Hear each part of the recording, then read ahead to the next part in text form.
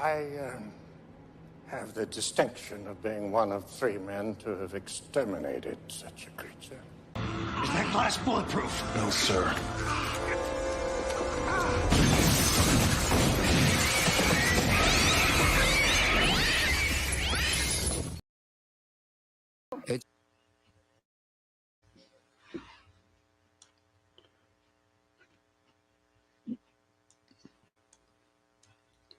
Well, hello, everybody.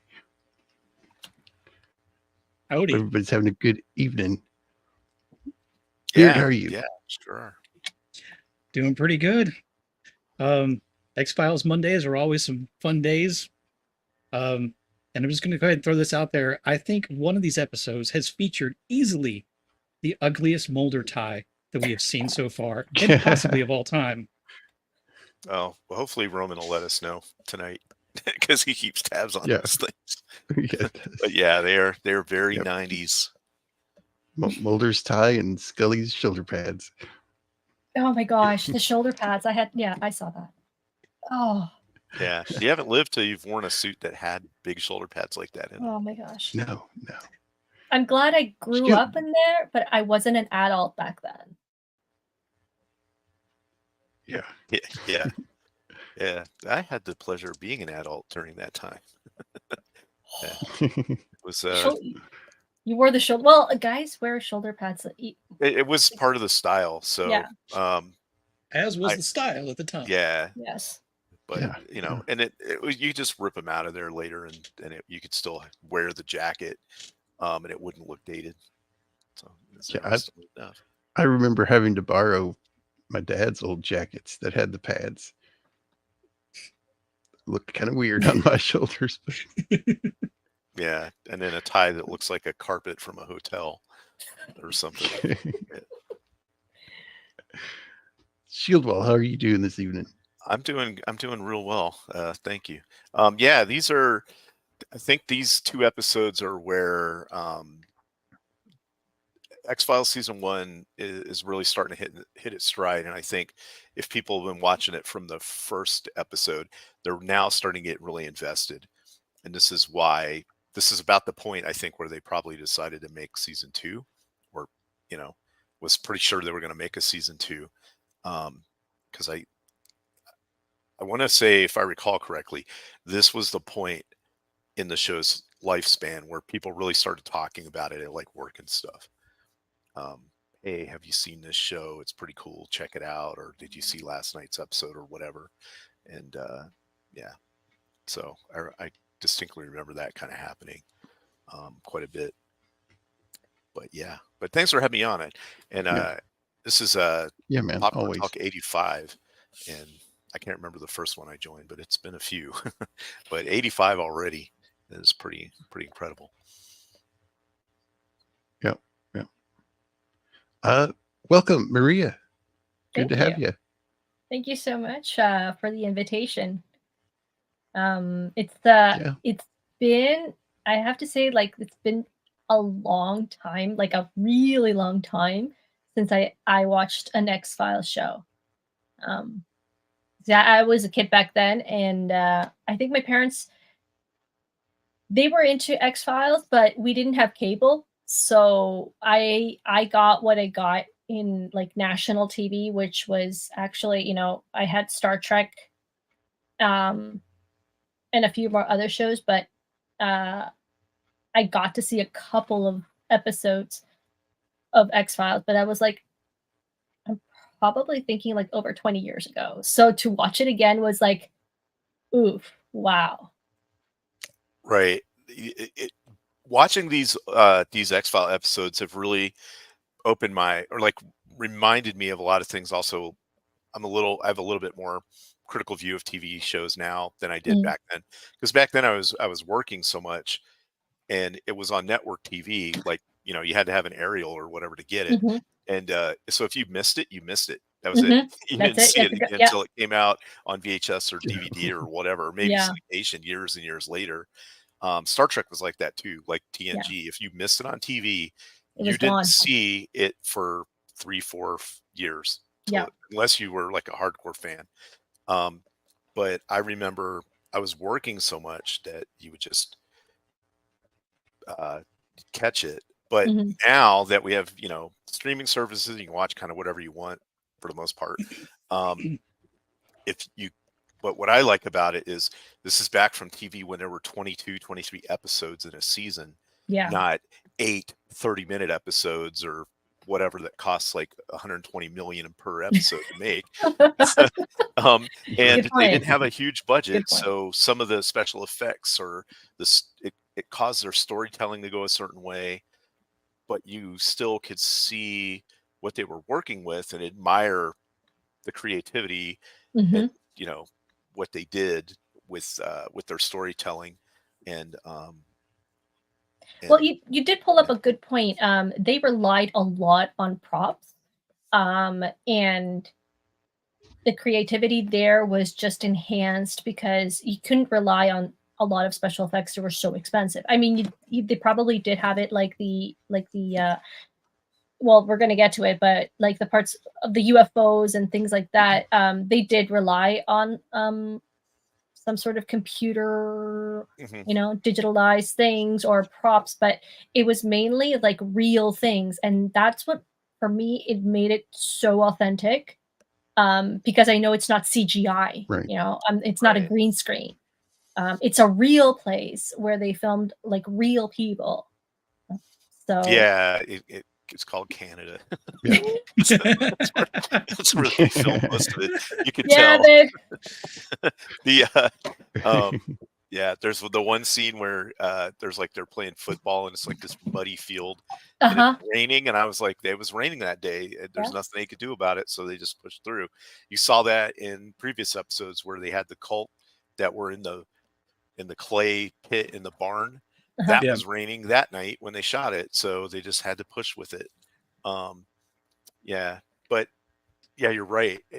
The other thing that gets me is this is what, like the 4th episode now. One of the episodes where Scully doesn't have her gun next to her when she needs it.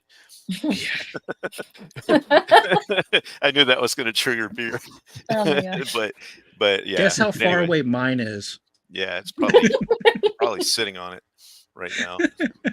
But yeah, but it's, I guess it's the nostalgia of it, especially if you grew up with it. For younger people out there that didn't, this might be like, wow, this is like a really old show. But what's crazy about this X-Files is this is farther away in time from now, I am now, to when like Star Trek, OG Star Trek came out when I was a kid. It's crazy because it feels like when you're little, right? You're younger, you're a teen or whatever. You're like, oh, 10 years ago, man, that was like ancient history. 10 years ago was 2014. That I was like, that's not that long ago. Now that I'm older, that's like a snap of the fingers, and here we are. So 2000 wasn't 10 years ago. This show is 30 years old. Yeah. This show is 30 years 30 old. That years is old. crazy. Yeah, it is. As if I needed more reminder of my own I was age. 7. I was And you 7 look when I watched this show. And how much stuff has changed technology wise. Like the printers they're using, they got the dot matrix paper. That's the other thing that's fun about this show is watching the phones that they're on. And they got cell phones and that are like flip phones and stuff. Yeah. Yep. Yeah. What's that And they thing had their sitting they in had the their phones desk there? on the they had it on their night table. I remember having a landline. I had a landline right up until I retired from the military. Just even though I had a cell phone and all this, it was kind of a thing to make sure I could always be contacted somehow. It hasn't been used in forever since I was a kid, but technically my parents still have a rotary phone in storage. That was like, they had that since I was born. That thing is 41 years old and it's just sitting in storage. Yeah. Wow. Anyway. And heavy too. Those things are heavy. Heavy. You could kill a man. Yes, exactly. Yeah. Did you ever unscrew the cap and take the speaker and microphone part out when you were a kid? Because No, where the phone had a thing you could unscrew it and that piece would come out. And it'd be like wires would be dangling. I didn't want to mess with the home phone.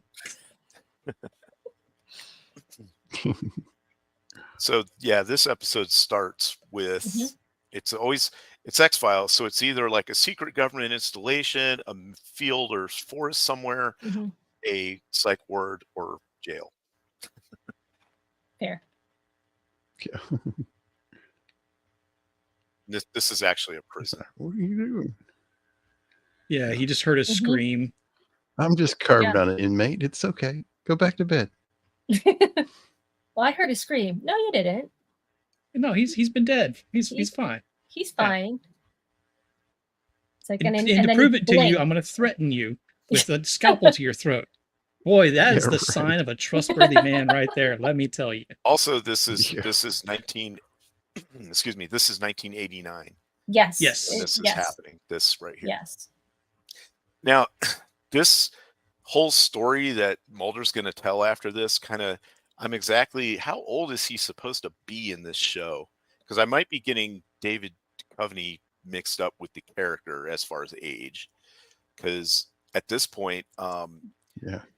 the Mm, actress that plays Scully is like 24, but there's no way that her character can have at least if I looked at it right, if I remember because this was 94, right? When yes. this came out, yeah, she was like 24, pushing into Yes. 25. Oh, really? But the actress, yes, but the character is older, but not by much. But she's supposed to be like a doctor and an FBI agent and all this stuff. It's like, Yeah. all right, she'd be like 40 in real life. I would give it 35, Clive, not 40. Right. Well, I'm saying realistically, to do Yeah. all that, she would be and be in the bureau for X number of years and do all this stuff. She'd have to be like 35 or older. Same with Mhm. Mulder, because Mhm. he's talking about in this episode how stuff happens, but Yeah, but he was fresh out of the academy. he So, was. and So, when all that happened, and that was Sorry, go ahead. years ago. Go ahead. I was just going to, according to this, Mulder canonically was born October 61. Okay, so 71, Okay, 81, Scully. 20, 91, 81, 30. Okay, yeah, Yeah. so that's about Okay. right. Okay. Yeah, that's right, Gord. Older Mulder. Mulder. The She's Mulder 24. folders. Yes. Wow. He And looks Scully older. canonically is only 3 years younger than he is. Okay. Fair. But Anyway. if you look up 30. the actress, I'm pretty sure I was surprised at how young she was.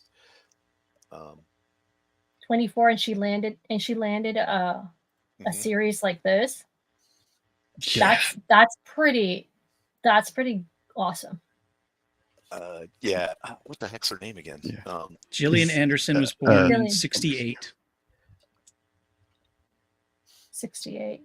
Right. So in 94, okay, maybe she would have been a little older than that. She's yeah. Anyway, Is this the tie? no, this is an ugly tie. It's the It is an next ugly episode's tie. tie. And I have to wonder, maybe we've talked about this before. I have to wonder if that was a conscious decision with the wardrobe department. Like to make him just look like he's sloppy, doesn't care, or if people actually thought this was his style. No, people that wore was back then. that was the That was thing the back then. style? Yeah, Yes. that was I the don't- style. Especially if you You were should- like, I You don't should have remember my seen my dad wearing dad's them. tie collection before he got rid of a bunch of them. well, was your dad? There were a in, lot like, of ties like or this. things like that. Did he walk? Also, No, it's he like just- a he Washington just- D.C. kind of thing. like Um, ties. Yeah. It was almost a collection of ties, but yeah, he liked to wear ties and stuff. Well, if you're gonna wear like one type of suit, you might as well have a whole bunch of ties just to give you variety. Right. Now this guy, I mean, he's and wearing, this guy's he's tie, wearing like a 70s it's like- tie. That's That- a presidential style tie right there. That's the type of Got the style I red remember my and- dad wearing. Right. Yeah. Yeah. But this is a more of a classic style. And what he's Yeah. wearing was a in style at the time tie. Wow. Mulder. Yeah. is. Oh my gosh, it really is ugly. So I don't remember. He was a Refresh me. former partner, I think. what was his name? It started with a P. The guy he's talking to right now. Yes. Yeah, Reggie that's Purdue. Purdue. That's Reggie. So Reggie Purdue, was he in the other episodes? Because I haven't watched them. I've watched No, the two he ones. hasn't. No, he's just in this episode, and Right. They used to work together when he was just out of the academy training. Yeah. Right. Okay. And now, as the actor, you might have seen him somewhere else because they like to recycle actors sometimes into different roles. No. I was just asking because like he had. I mean, the character dies basically. Spoiler alert for anybody who hasn't watched it. Sorry. So the character dies, and I'm like, well, that's pretty sad, unless he was a guest. Yeah, they have actors that only show up for one episode and you never see them again. Sometimes they die, sometimes they just move on. Sometimes you won't see them again for like 10 episodes and then they'll pop up again. Usually like a specialist they went to, like the handwriting specialist they go to see here. Yeah. I'm imagining that she'll be back later. That was pretty awesome, actually. He called Mulder because this is similar to a bank robberies they were investigating when they worked together. Okay. Yep. Right. Because normally he wouldn't have called him for this because Mulder's, working the X-Files. So it's got to be like some weird stuff or whatever. Well, it's also weird because the guy that they think it is shouldn't be around anymore. Right. Exactly. And I was asking myself, like this is like, I remember X-Files being about aliens, about, Mulder trying to find his sister or what happened to his sister, all that stuff. And I was like, well, this doesn't really go with the narrative that I remember. But apparently that is the overall story arc is that. But in between you have these like monster of the week or just right. Yeah, stuff. it's just like like weird stuff like an invisible man or kind of thing, or a cult that's doing, things like that. The Jersey Devil. Right. The Jersey Devil. Yeah. Things like that. So it has the aliens, the guy with the hair, aliens. Yeah, that guy. It has that through line, but it also has other stories that aren't aliens or whatever. It also has a lot of governmental conspiracies, like I remember that. Yeah, shadow government, and there's all these like a lot of things they bring up in this show, like this episode specifically about not aging and stuff. You want to hop on X, Twitter, whatever you want to call it, you'll find all of that stuff still going on right now with people talking about it and whatever. And this is back then. So, 30 years ago, and people were already talking about it. Now, this scene here, he has an interesting interaction with this lady. Like, she kind of maybe is flirting with him a little bit. Yeah, because he says, like, I've only seen it for 10 minutes. He's like, 10 minutes is enough for most people. She goes, maybe for you. Exactly. Right. So, yeah. So she kind of, got the hots for him, which I don't know. That's kind of cool. You couldn't do that these days. Yeah, and oh my gosh. No. I think what she said that the handwriting was similar, and it could be the same person. I think that's right. Yeah. Yeah. So she looked at it real quick because she worked on the case previously, so she has knowledge of what the guy's handwriting looks like. Also, she was 95% sure that it was him. Yeah. Right. And it was a right-handed. The only thing she was 100% I'll be right back, sure guys. was right-handed. Okay. All right. Yeah, she was it was a right-handed person that did it with a ballpoint pen, and the ink was fresh, so it was in the last 48 hours. And also, she said that he proposed a prosthetic hand because the last time, like when he talked to the inmate, they said, well, that's coming up. Yeah. Yeah. So it's like, that's no. what It's very fine. It's very like his writing is like really nice. Right. And we get that information when he visits her a second time after he gets more info. But I like this character, the way that she portrayed the role, and the actress did, and it was a good working, like you know the person, kind of in a relation, kind of thing, joking around, kind of moment.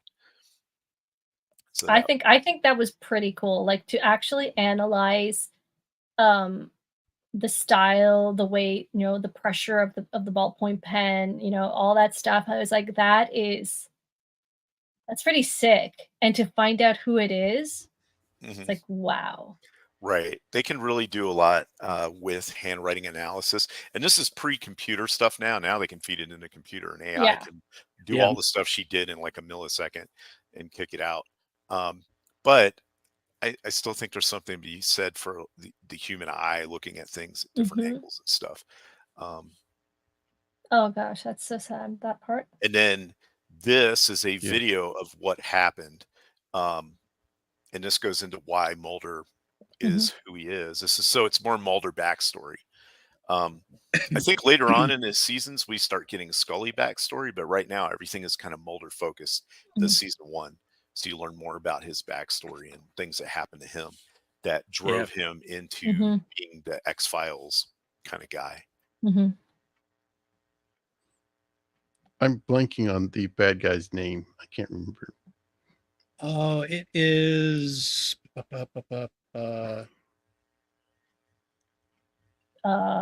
Is it John Barnett? Barnett, yes. So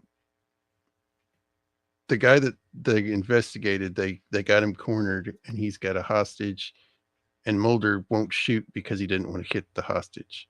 Because it was And by the, the it's by book. By the book. right. But then like he starts, he starts questioning himself. It's like I should have done that, and if and he obviously he feels guilty for having lost an officer who left a wife and 2 kids, and the hostage. Yeah, and the hostage. So but the hostage was in cahoots with Barnett. He was so Barnett he was robbing these money drops from like big money scores, but he had an inside person who was a driver. So when they set a trap for him at this airport warehouse, he was in the truck with the guy. And so when he figured out he was surrounded, he took that guy hostage, and then he held that guy at gunpoint. And Mulder didn't shoot him, even though he was behind him, and the guy had no idea he was there, because it was against it wasn't by the book. You never shoot when there's the hostage is in view or whatever. And even besides that, that's some butt puckering crossfire with your buddies just on the other side. Right. Yeah. They're right. They're all like if he shot, it could have hit somebody behind him. But anyway, so the suspect, he shoots the guy that he has a hostage with, and somehow gets a shot off to another agent and kills the agent. And then of course they riddle this guy with bullets. Basically he survives. But he survives. Yeah. Did they riddle? Yeah, they shot him and he survived. Yeah. And he lost a hand. Did he lost a hand too? He lost his right hand. Right. It got his right hand. Mulder shot him in the shoulder and the hand, I think is what they said. Okay. Yeah. And then so he goes to trial, and then he winds up going to prison, where he dies in prison in 1989 of cardiac arrest. And that right there was the printer that was printing out the death certificate. Yep. And look at her suit. Yeah. When I saw that, I was like, oh my gosh, that's so 90s. Look at that. Yeah. I don't think it's this. I think it's the next episode, but there's one point where like Mulder reaches over, grabs her on the shoulders, like, I'll meet you at your house. And you see his hand like sink into that shoulder pad. I'm thinking, you didn't get anywhere near touching her. Right. Yeah. But also in ugly tie solidarity, I had to go get my never actually worn in public ugly camouflage tie. Not that you can see it under the beard. It's there. Yeah. Look at those shoulder pads. And her suit looks like creme de mint or something that like my grandmother used to have in little bowls, the little candies. But that's a very soothing color. Well, it's those after dinner mints, the chalky kind. Kind of matches her eyes though. Yeah. Okay, fair. All right, you sound a little bit like a Roman now. Yeah. This is the scene where they got the kids playing, but look, it's raining, so they're like, yeah, we gotta do it. I mean, but to be fair, if you've ever played football, that's how it goes. Yeah. It's cold. It's rainy. At least it doesn't used to matter. be. Yeah. Yeah, I don't Now, know if you do it these with are such the little kids, but one of these kids is the kid of the Of the officer. police oh, officer that got died. killed. Right. That got killed. Yeah. Hmm. And that's just creepy. Yep. That's where, and I love the shots. Like the shots that they do, they just, it gives you more than 1,000 words. And Yeah. I've been drudging myself. I've committed to watching like 3 episodes of Rings of Power, and I was just like cringing through the Oh. first episode, and it's like the dialogue itself is just so bad. And here, you don't have a dialogue. All you see are images Mhm. of, you know, of things, and you get it. It's like, we're not dumb. We Also, understand. they habitually leave their doors unlocked at home, their Oh vehicle yeah, I unlocked. remember Yeah. that. I never, everything's got to be locked. I lock my car in my See, garage. Now. I also got to point out that this episode, this scene when he's walking away from the bleachers, basically shows us 90% of who we need to be looking out for. Yes. But we have Yes. no Mhm. idea. Well, as And especially back Americans, then, because it was, broadcast, you couldn't just rewind it on Netflix and go back and go like, oh right? yeah, it's Yeah. right. Who's that guy? Right. Yeah. And as Americans, we immediately picked up that guy in that hat was weird, Yes. right? The I don't know if, eyes. I don't know if Yeah. Canadians did though, because No, yes. We're not that dumb. no, that's what I mean. Just everybody that would normally be like a normal hat somebody would wear. Well, see, I actually knew somebody who Winter wore one of those in winter in Texas, so it didn't even Yeah. phase me. Oh I mean, my without gosh, the eyes, really? because I knew that guy had something wrong. Like he was weird, just the way he was sitting, and the fact that he had that hat on, to me was like, oh, that's probably somebody Okay. that's going to come back. And then they went when he got the photos in his car. Then they went and showed you, yes, this is the guy. But I kind of So, keyed into it before when he was walking past him, I guess is what I'm trying to say.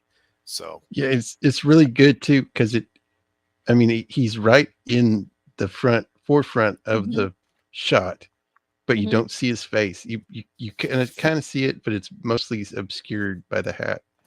and So that's what's perfect great choice about for the this hat episode too. is that it holds up to where you don't actually see him, so you don't get the big reveal about what has happened to this guy. So Mhm. you think, oh, it's the guy that we saw like at the trial and in the photos and stuff, and that turns out there's kind of a twist at the end, but it's not a Yeah, JJ. see, like my thoughts that so far of the episode is I was thinking, okay, the crazy doctor guy in the prison was actually like a follower of this guy's work, and he cut off his arm and grafted it onto him somehow so that he could like take over the work and do it all. I was going down that rabbit hole. I was nowhere near where we end up later on in the episode. Right. It's just good writing. It's amazing writing, and it's amazing Hey like there. cinematography, the shots. They're just so well thought. And like you said, you only had that moment to find out, like to catch these like Easter eggs, like and all these hints, because you didn't have a rewatch unless you left your VCR, Mhm. recording the episode, and then you could go back and watch it Yeah, again. right. You could do that. Yeah, But yeah, you could set it to tape at a certain time, so if you were like out, yeah, you could then come back and watch the episode later. Mom, who taped over my X-Files? it's so true. And Yeah. I didn't phase out for the hat. I just wanted to point that, because for me, like I have a hat like that. It's like so common here. That was my point. Yeah. Was that if you were from like Florida, you'd have been like, "Huh, why is that guy wearing that weird hat?" But if you're from a northern state, you'd be like, "Ah, it's normal. It's cold and It's rainy cold. and stuff." Yeah. What I thought he was what just I weird like my friend. I caught on Yeah. because he was the only character there that was hunched over. You couldn't see his face. Right. Yes. And Mulder walks by, and you just kind of see him. And it's like, this guy's sus. Okay, this guy's sus. I don't know why they're not punching him completely, and like all the other spectators, you could see their faces. So it's just all these great hints that from intelligent people that are narrating a story to intelligent people as well. Mhm. like when he walked past him and he got the photos out of the car, I was like, Yeah. well, maybe it isn't that guy, because I thought that guy was going to follow him or something. And but then they went back to that character and showed it, Yeah. and I was like, ah. And Yeah. now the eyes on the guy are messed up. I mean, but he can still see. So Well, he was losing his vision. Yeah, So. right. Every time you have Mulder dealing with other FBI agents, they're always making fun of him because he's a spooky guy. But this guy's like, he's he on takes him his side. seriously. He's like, there's people in this building that want you gone, and Yeah.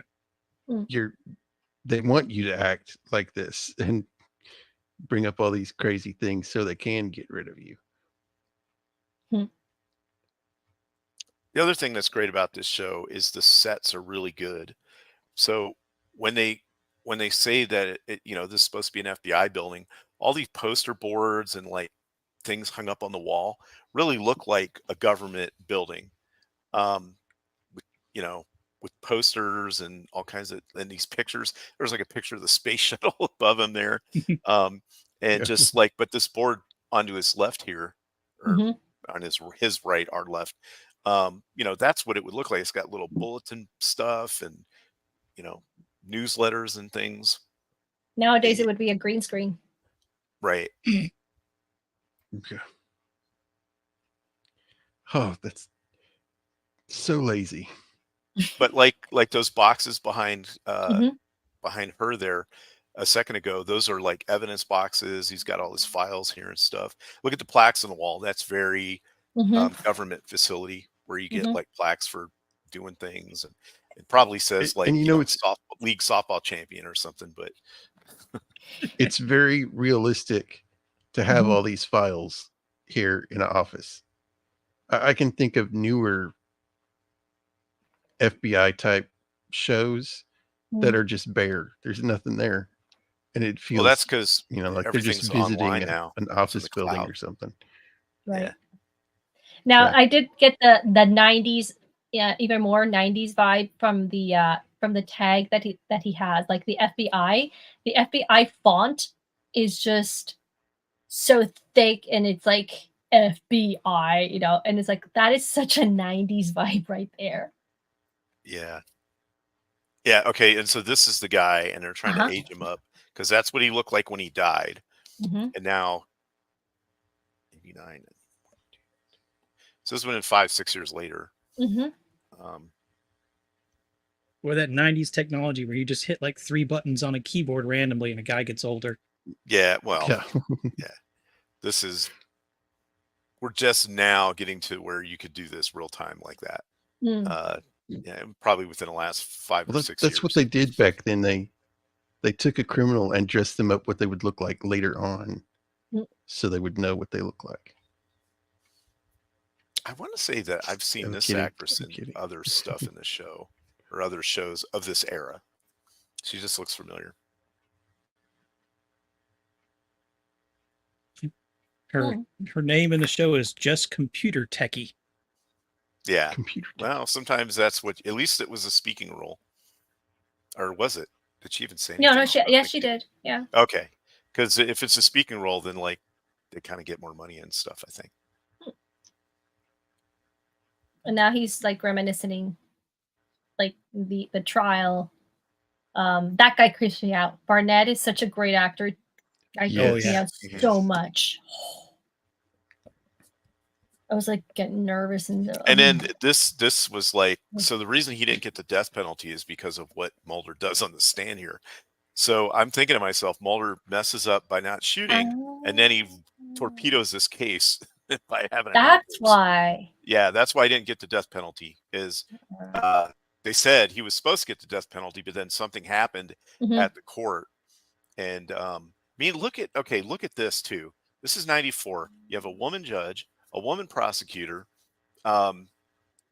People are all about diversity these days. This show is just full of it, and nobody said anything. It wasn't like a huge, it was a huge deal that women were achieving these things, but it isn't a huge deal like it is today. It was, it was more natural. It felt natural. It wasn't forced. I guarantee that this judge got her appointment on merit. Definitely. Yeah. Agreed. Yeah, that actor that you were talking about that was older John Barnett really hadn't done a whole lot. But dude plays a good creep. Yeah, There are a lot of does. character actors, or play these kinds of roles where they're guest stars. Like, I don't know what you want to call it, like a habitual guest star, but where the guest stars, mainly that's what they do, is they do guest stars on TV shows Mm-hmm. for Well, yeah. character acts like this. But Mm-hmm. he's really good. I Well, think I've seen him in even something else, then, though. he just hadn't done very much. Yeah. Like from 89 to 2018, he's done 1, 2, 3, 4, 5, 6, 7, 8, 9, 10, 11, 12, 13, 14, like 17 Yeah. roles. And that's This it. shot And right that- here is Yeah. great. Mulder Yeah. is like flipping out at him, and he's just Yes. calmly He's- drinking some water. Yeah.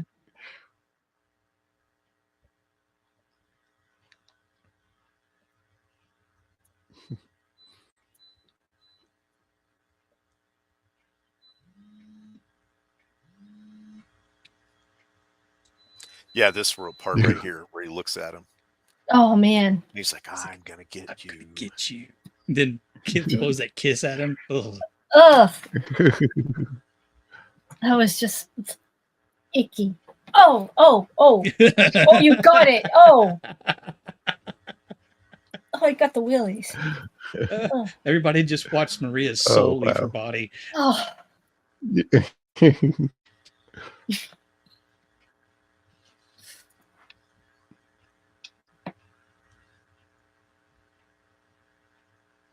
okay. So now, well, they're just kind of he's kind of remembering. And also, he's, of course, they go to the jail and ask for more information. I'm surprised that this guy is still in jail. If he got all did he get all the money? Well, maybe it wasn't that much left anyway. So when he said in his will, he just got all this prison stuff that he had, like his crackers and toothpaste and whatever it was that the guy had when he died. Because this guy would bandage his messed up hand, and they kind of talk to each other or whatever, and that's why he liked him. So he left him everything that he had, his books and whatever. Mm-hmm. I mean, even if he had any legitimately earned stuff outside that he could leave to this guy, that wouldn't necessarily mean that his life would change at all. Right. Depending He on might what he not was in have there for. access to it Yeah. on the inside. Fair. Yeah. Like, it's be kind of hard he's to like build telling a them. house. Yeah. The doctor said he was dead, but he blinked. He blinked. Right. Then he tells him that he threatened him, With the scalpel. with the scalpel. So oh, okay. Oh, then also, by the way, And they're he like, already why cut didn't you off his tell arm. anybody? He's like, who's gonna? They're like, why didn't you tell anybody? He's like, who's gonna believe a criminal? Yeah. But he was really straightforward with them. That also surprised me. He's like, yeah, no, I saw. It was like, this guy. This happened. Just all the information. He didn't really have a reason to be evasive because the guy's dead and the other guy took off. So, well, no, because he said he was he's not dead. He's alive. Oh, right. But you know what I mean? He's not right around there or whatever. Yeah. So, Yeah. So now my question is, how did Mulder connect that he was, again, this got me a little bit confused. How he connected that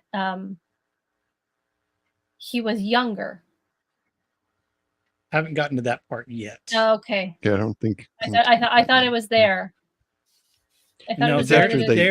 I think they go looking for the doctor next. Oh yes. Yeah. Yes. right. So because he says that, yeah, I saw him alive, because they were like, well, the doctor said he died of a heart attack, and then she says, hey, I pulled his records and he never, he didn't have any heart problems 6 months earlier. And then they talk to that guy. So they go down there and be like, hey, let's talk to somebody who was here at the time. And that guy's like, oh no, he was alive, and he was cutting on his hand and stuff. So they were like, huh, so let's look into the doctor. And that's when they're like, well, this happens where he's getting phone calls from somebody, the main bad guy, and he's taunting him on the phone.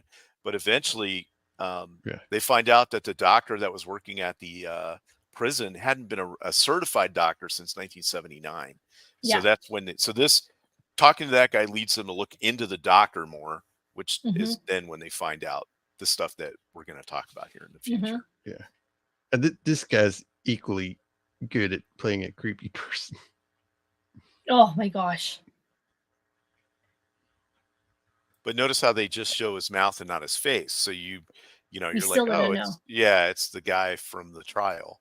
But but as in it's him. But I mean that's the brilliant part. I mean, look at the shot. The lighting. The lighting is just the nose, the mouth, and the teeth. Not even the cheek. Nothing else. So Right. So they can't give it away. yeah. Yeah. But that's brilliant. You don't need much.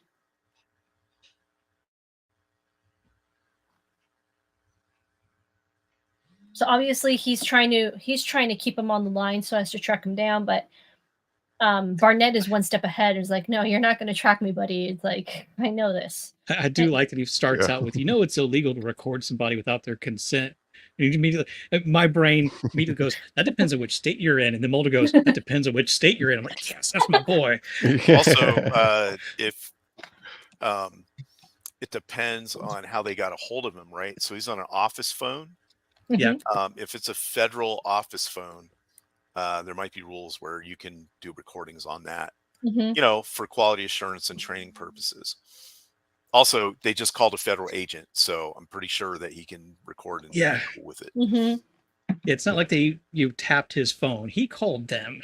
Right. To be like, you called me. I can record anything. Yeah, but the part of the exchange there is he said Mulder's trying to prove that it's him because he sounds like him. He's convinced, but he wants to get evidence recorded. And he says, like, what did you say to me that day in court? And he won't repeat it. Of course, Mulder's not going to say it because then he could just say, yes, that's exactly what I said. So he says, I'll prove it to you, and then hangs up. And then we get the reveal that he's sitting in this guy's apartment and this guy's dead. Yeah, this guy is a master at like breaking into places and skulking around.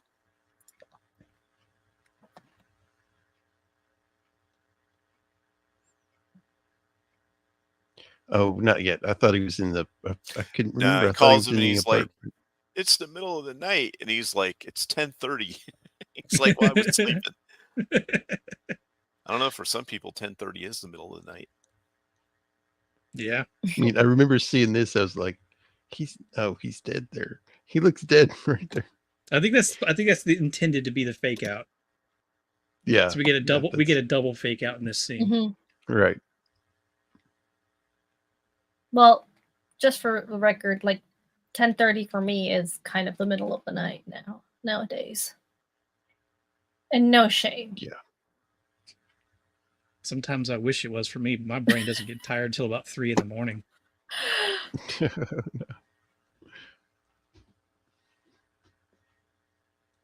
Yeah, I just talked to the guy. Oh, what are you talking about? I was like, no, really, I talked to the guy. I talked to Burnett. He's alive. It's like, dude, now, he's dead. This like hand grabs his throat, but it's dark and it happens fast. Now you had a still to where you could really see what was happening with the hand, like how weird it looks. Oh, there it is. Yes. Yeah, yes. But when you watch this full speed, it's so fast. You can. I was like, my thought was this is that you kind of know his hand was cut off, and then maybe I was like, did they put like another person's hand on there? And it's like one of the things where the hand's controlling the guy, kind of thing. You know what I mean? Like, like a lot of the other horror movies they'll do where somebody gets like a heart transplant, but then they start acting like the person, and they got it from like a killer or something, and now they start, like having periods where they're passing out and waking up and they've murdered somebody or whatever. I was kind of thinking that for a second. Well, and at some point, I don't know if they said it already, but because Scully was the one when they were looking into his medical records, said he went in because he had an infection in his hand. So they just leave that kind of open, so your brain kind of goes, okay, this is the X-Files. That infection could mean anything. Right, because the fact that he was able to just strangle that dude and break his neck with one hand, like there was something special about that hand. It was like Mhm. Frankenstein hand or something.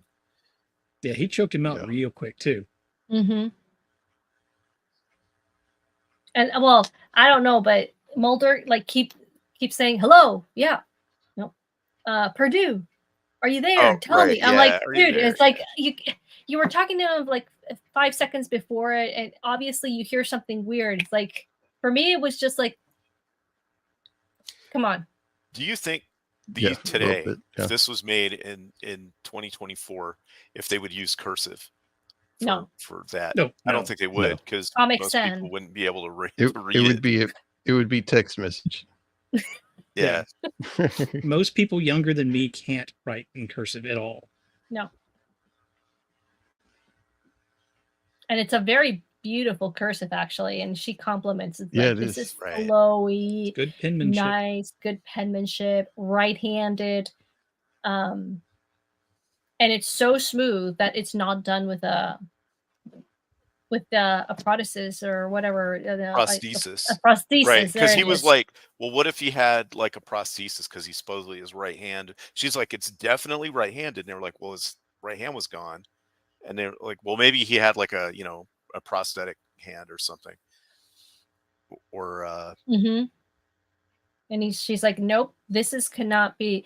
And something that she did pick up was the fingerprints there. right. There were no Yeah. fingerprints. There were no Yeah. fingerprints. Yeah. And that's when you kind of like, hey, this is like, okay, that's us. And he was like, well, could he have worn like a glove? And then she said, well, then the ink wouldn't have got smudged like it did. Yeah. That is so interesting, the study of handwriting. Yeah. And how different people write differently, and you can tell if it's like a prosthetic arm that's got a pin attached to it, or it's really If you want to look into it probably deeper, now it's probably a dying Not art. really. I can tell you as my experience as a teacher in elementary school, they do have them, writing in Mhm. notebooks, and you can tell some things about what's happening to the child in this case. If she's anxious or he's going, there's something wrong with it, and you go to the psychologist and then you say, hey, look at this handwriting. This is like for a third grade or fourth grade. It's not kind of like what it should be. This is obviously so much deeper because she can say if it's a right-handed, it's like, and how fresh it is, stuff like that, but it you can't you do see it still, like, obviously in schools. Interesting.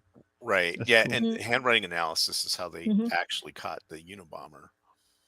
Hmm. It Yeah. wasn't just his handwriting, but it was also the words he used and his misspellings or things that punctuation. Mm. Because people will usually, I know I do the same thing. Is I'll misspell the same words over and over and over again. So if you read something that I wrote, you can tell that it was me because certain words are spelled a certain way. Like Mhm.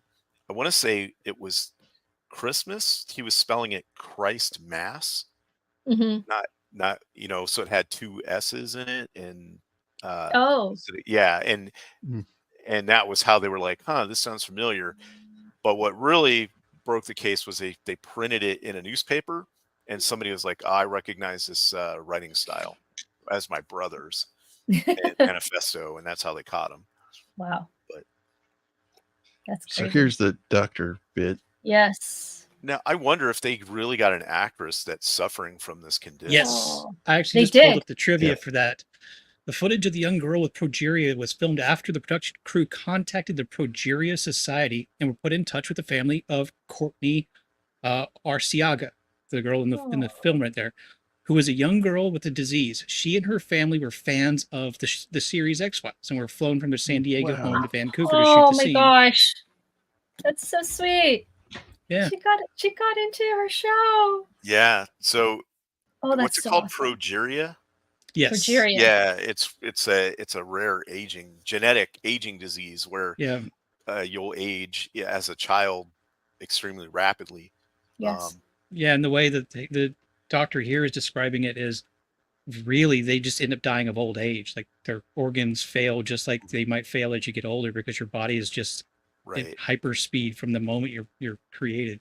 If they're lucky, they can live to be Yeah. maybe 20, 21, Yeah. somewhere in there. Yeah, this guy, I think he's in a couple of episodes, or somebody like him. Yeah, he For looks, sure it's he this looks actor. familiar. Yeah. I mean, he's in a lot of things. I don't know if he's in. Maybe he comes back as a different character, but in this, he's just known as NIH Doctor, so they didn't even name him. So this guy's trying to is studying this disease to cure it or just experiment.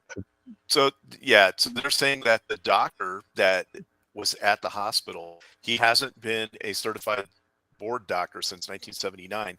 They revoked his certification because he was doing research into this disease, and he was trying to take what was causing the advanced aging and replicate it to where you could reverse the aging of somebody. Yeah, And but he wanted to do human trials. Yeah, and he wanted to basically do human spoke about trials, yes. these kids as lab rats. Yeah. right, He just there was An no ethics opportunity, involved yeah. in that. right, and he wanted to do human trials, so they revoked his license. They revoked his license, so he had to kind of go underground. So he started going to prisons. I don't know how you get into a prison into that situation. Maybe they just didn't look too deep, or he faked a certificate or Especially something. a federal prison, but hey, Right. He got into a prison, and he was doing experiments on patients there, which is how he got a hold of this Barnett guy. Then he disappeared, and I think he went to like Argentina or something. He went to South America. Right. Central and South America. Yeah. But they were calling him Dr. Mangala, so then you think South America, and you're like, oh, maybe he's down there, trying to hook up with some people that have no problems, doing human experiments and stuff. And here again, she's in her nice house, doors unlocked, gun with her doors unlocked. Yeah, I do appreciate the fact that they've already kind of they must have recognized the trope that they've started having her do these like voiceover breakdowns critiquing Mulder's ideas and things like that, and then they interrupt it. So I actually like that. I think that was a good move.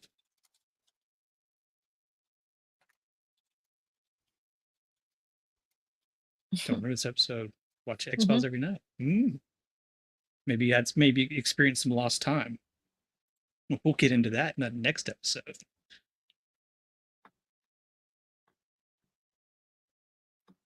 So yeah, she's doing her thing on her big computer. She keeps hearing something go bump. No, like everybody does. She's got 3 candles lit to do her report. it was the 90s. This was supposed to be like how single women lived then, I guess, was the idea. They light candles all the time, and she's got to set the mood to be able to write.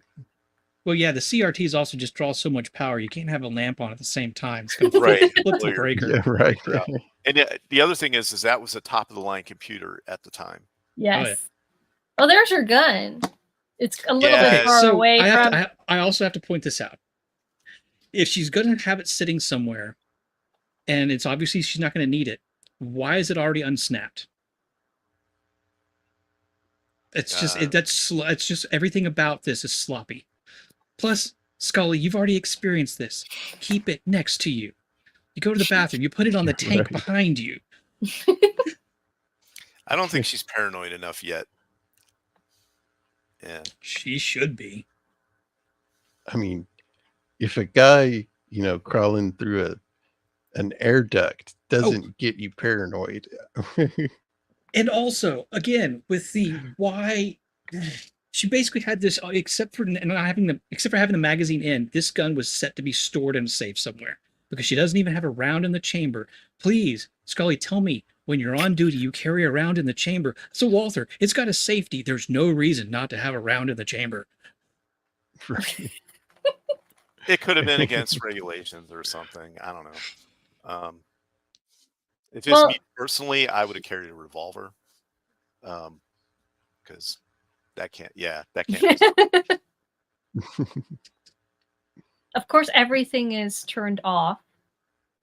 Well, So- she had the candles for the ambiance Yeah. and the blue light. Yeah. From the Dude, computer screen. you turn on the kitchen light. What's the problem?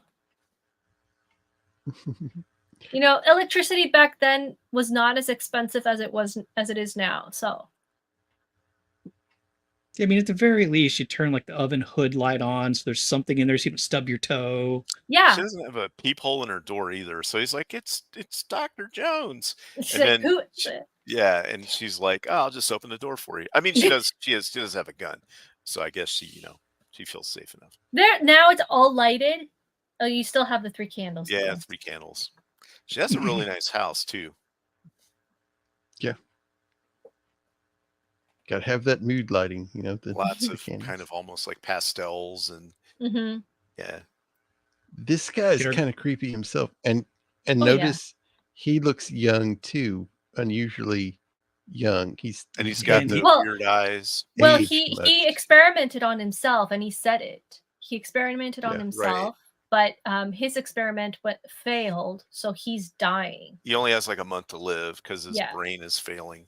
Yeah. Well, Even though not he only looked- him, some of the other ones that he said he experimented on is they ended up having some of the similar like brain failures that people who Yes. actually have progeria do. So while he reversed the effect on the human body, he couldn't keep one of the potential side effects and Mhm.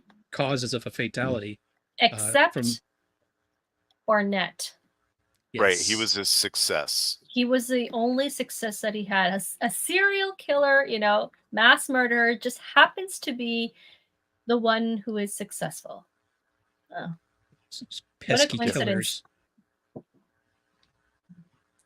Yeah, that's good. But he Who is nice. this? He is It's nice the that he's pizza man. all up front. Cable Yeah. guy, the cable guy. housekeeping. But he is just very upfront with everything. I think he Mhm. said he spent most of his time in Belize when he was in South America. Right. It was I think a he's. And, I think he regretted what he did, basically. Well, yeah. Well, and and he's- his research has been stolen. That's he says in there. Yes. But even Yeah, and- before that, some of his research was being funded by government people as well because they wanted Obviously, to know Yeah. all that. I mean, it's the X-Files. It's always going to be the government. But I also think it's kind of he's kind of, despite his looks, he's nearing the end of his life. So he's probably trying to make amends for certain things, as a lot of people are kind of Mhm. tend to do. Yeah. I mean, and to experiment on all these people, and your one success is a horrible murderer. Oh, and we Fair. also find out about the arm. Oh yes, the salamander hand. yeah. Mhm. Yes. Yes. That he had to use it was because the salamanders can regenerate. Like they did an Mhm. experiment where they cut a Mhm. leg off and jammed it on its own back Yes. and put the cells in its back, and the salamander grew an arm out its back. So he said that he had to use salamander cells mixed with the human DNA to get his hand to grow back. Yeah. And here's my thing though is you got the guy from the next episode, or he might show up in this episode too, if I remember. The guy's like always talking to him, the secret Yeah, guy yeah. or whatever. Wait. The lone Like- gunman. Yeah, No, whatever no, is the the guy that we he always can't- his contact. I can't okay, remember. I'm going to his say name. his Oh, right, name, and right, feel free to giggle. Deep voice. His name is Deep Throat. Okay, that Yeah. guy. Deep Throat. Yeah. Right. Yeah. So he shows up, right? Well, if the government is looking for this doctor dude and there are 2 federal agents talking to this guy, Yeah. first off, they should probably be like, "Hey, government contact guy, this dude's here. Come grab him." And yeah, Black Team would have just jumped in, busted through Yeah. the windows on ropes and snatched this guy up in 2 Mhm. seconds. Because he still has a month to live, they could be like, try to get as much as they can out of him. And they would be doing hut the whole time. Mhm. Yeah. Hut. Mhm. But yeah, that's the one thing that always amazed me about this show is the way that other agencies treat these FBI agencies, and the way that they just kind of like, I'll just keep this top secret thing super secret to myself. Now, And my that these question. other agencies don't find out about. Oh, yeah, here he is. This is a nice bar, by the way. Yeah. Yeah. My question is, so the only one who was a success was Barnett, and he mixed salamander cells with human cells. Did he do the same for the rest? I don't think that he did. I think he only tried it on him. So, Well, because he was the only one that had lost a arm. Yeah. So kind Because of That might have been Yeah. why infection, it they don't really succeeded. the Yeah, they didn't infection really of the right hand. Yeah. yeah, they don't really say it outright, but they said that Mulder shot him in the hand and the shoulder. So I'm Yes. assuming it was complications from the gunshot in his hand that just later on in life became infected and they had to just amputate. Yes. And so being the Mhm. scrupulous or unscrupulous scientist with no morals, go ahead and experiment. Right, he had the opportunity to try to grow the Yeah. hand back. Mhm. So he didn't splice a new human hand on. He put cells on the stump, and that grew into a hand Yes. from the salamander Yes. DNA. Yeah. Um, And that might have been why he succeeded. mhm. That's what With I him. was thinking. Interesting. Oh, we got deep throat. Right. And this guy is kind of, he feeds Mulder information when he needs to, when he wants to. Sometimes it's real, sometimes it's not. Mm-hmm. But he always tries to keep him kind of like on bumper rails to go where he wants him to go. So what Mulder doesn't realize is this guy really isn't his friend. He's using Mulder as an asset to get to shape things and as an agent to do things for him that he can't otherwise do. Now, Yeah, we his get more into motivations- his yeah, information in the next episode. right. But I don't think Mulder's realized this yet, though, that Mm. this guy is using him basically as an asset. Right. At least that's the way I see it. Well, I think this guy is kind of on the fence. He does use Mulder as an asset, but at the same time, he genuinely wants to help him. Right, but Yeah.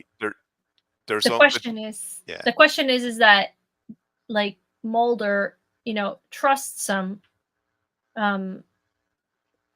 hands down, and then obviously he feels betrayed later on in the next episode. But here it's like, Yeah, but I think this guy genuinely is fighting against the mhm, bad people that are in the Mhm. government.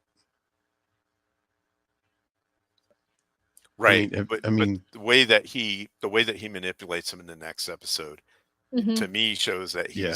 using him to get. He just can't let him run wild, mhm, and he only wants to give him as much information as he absolutely needs to get done what this guy wants him to do. mhm. I know that relationship might change later on in the story, but Mm. yeah, that's right. yeah, this that's this it. is creepy. Because he Yeah. does that because he wants him on specific things, and he doesn't want to give him too much info. But he's got to Mhm. give him enough breadcrumbs to keep him interested. Yeah. Jacob, I think we're still This stuck in the was bar creepy. scene. Yeah. I don't think we're seeing Oh, what we you're are? seeing. Yeah. Okay. Give it a second. I mean, that was a really cool booth they were in. Mhm. You know, I had a job interview in a booth like that once. It's the best job interview ever. really. Yeah. I show up and the guy interviewing me goes, "What are you having?" It's on me. I'm like, shit, okay. I'm sorry, Jacob. Shoot, okay.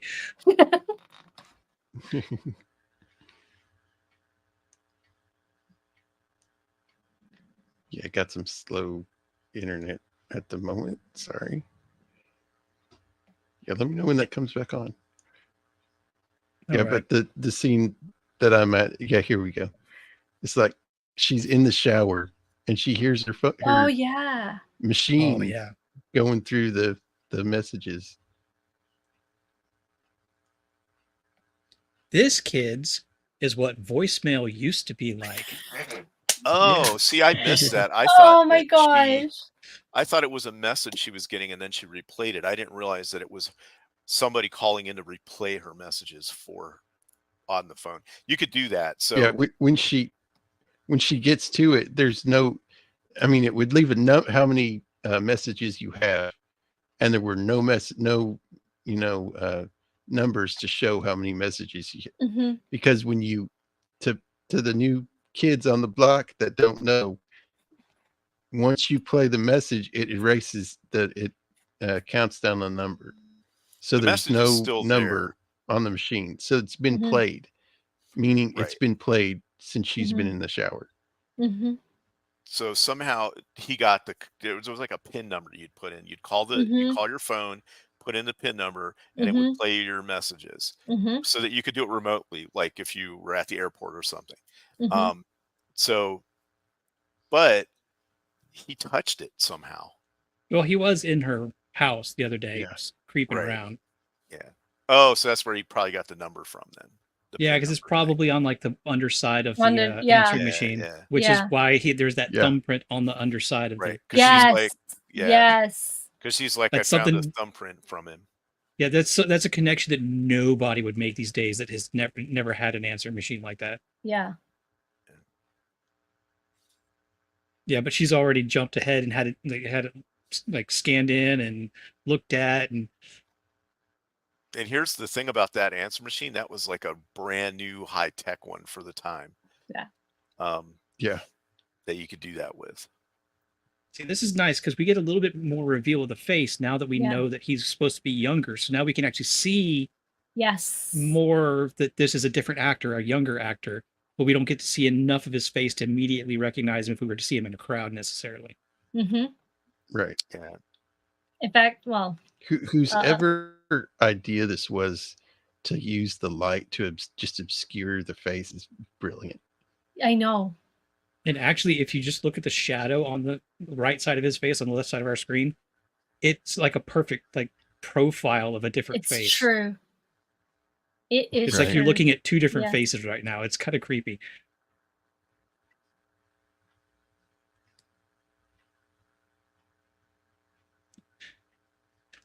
Wow.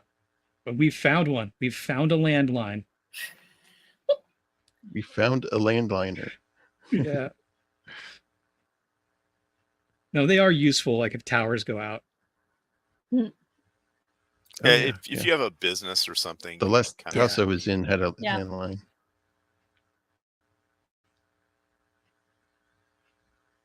It's just I only used my cell phone and I never got calls on the other one. It was a waste of money. Yep. Yeah, so Mulder asked what information he got off the answer machine, something about her mom, and that her friend she was supposed to be her friend for her cello Has Before. a recital. cello Yeah, before. recital, right? Mhm. Yeah. Right. So they're like, oh, they'll go after the friend to try to, or maybe go after her when she's at the recital. Yeah, because it's more that Right. he's going after people that Mulder knows. Mhm. So he's using that location because he knows that Scully's supposed to be there to make her or to find her easily. Oh, that scene right there was so brilliant. So Yeah. apparently he knows how to tune a piano, No, not necessarily, but or he's just in there messing around. yeah, he's just messing around, I think. And as long as you don't mess it up too much, nobody's gonna notice. But that's the thing, is like there's the salamander hand, and you're like, whoa, that's so creepy. Yeah. My thing is so they're handing out all these papers, and so they're not just going to stand at all the entrances and people coming in and be like, let me look at this guy. Okay, go. Let me look at this guy. Okay, go. But he's already in there. Mm-hmm.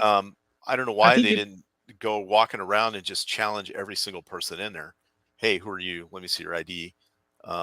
Maybe they didn't have time or whatever. Well, but- I think it probably because Scully was in the shower, which makes me think she was getting ready to go to this event anyway. So that it wouldn't have been a lot of time between when she contacted Mulder and going to this. But I might have the timeline wrong there. But whatever it is, I give him a little bit of leeway. I'm sorry. Oh yeah, that's going to come into play later because that soft body armor probably shouldn't have stopped at 44. Oh no, it out of a it 7-inch barrel. So She wouldn't that's where you guys go ahead of me. I have no idea. She It's wouldn't have got up from totally that. bought it. It might have stopped it, but she wouldn't have got up. She Not would have with had who broken she hit. ribs. Yeah, I would have messed her Yeah, up she'd bad. gone to the hospital. Now, and Unless remember, he's- this is yeah. this is the early '90s soft body armor. Yeah, unless this was somehow like looked big, but it was chambered in 22 or something. That barrel Yeah. looked a pretty big That- bore. It's Yeah. like for me, I Yeah, bought it it did. completely because I have no idea of Yeah. guns It's just and like that gun is so impacts big. and- If you look at how big that gun is, then Yeah. how thin her body armor is. It's just a couple layers of Kevlar. Now, if it had like a trauma plate, like a big like ceramic plate, then yeah, totally. That would have. But it doesn't. And again, it's a TV show. Yeah. And now you get a really good look at this guy. Yeah, this is our first big reveal, but that's also where Yes. that's a nice thing when it comes to suspension of disbelief. There's that to not have that curse of certain knowledge, because that stuff sticks out to me like a sore thumb when people do stupid gun things Yeah. in movies and TV. Right. It's And like it ruins it'd some be scenes like for me. if Maria like watched Kindergarten Cop or something, and be like, "That's not what teachers do." No. Oh my gosh, no. Yes. Oh, you think that kids are just like that? Just like no. This is a bold move, considering that he still wants to take out Mulder after this. Right. This seems like But- something like if he was smart, he would just leave and get her later. Yeah. Or maybe just hit her, like shoot her in the head. Right. But then Do again, it that's so all. public too. It's kind of, But I think that's his point. This guy is not afraid and actually enjoys the suffering of others, which is why he probably goes for Mulder's friends, because he knows that where he gets him is like that's where it hurts more than getting him himself. But and doing it public, I mean, I think he just wanted that type of attention, because he's like he needs that. Mm-hmm. Right. And when he would do his other bank robberies and stuff, he would kill people he didn't have to. Like people had already given him Yeah. money and stuff. Yeah. It's like, this is an innocent woman. She has nothing. No. All right, and he's like, "You're not going to shoot me. It's against regulations." Now, yeah, I thought he headshot him, but he didn't. Yeah, I thought so too. That's the only guaranteed way in this situation to hit the off switch fast enough that he can't pull that trigger. well, he knows too that the what is it? The standard procedure doesn't work with this guy. He's going to Mhm. kill her anyway. Mm-hmm. So takes the chance to take him out before he does anything. Mm-hmm.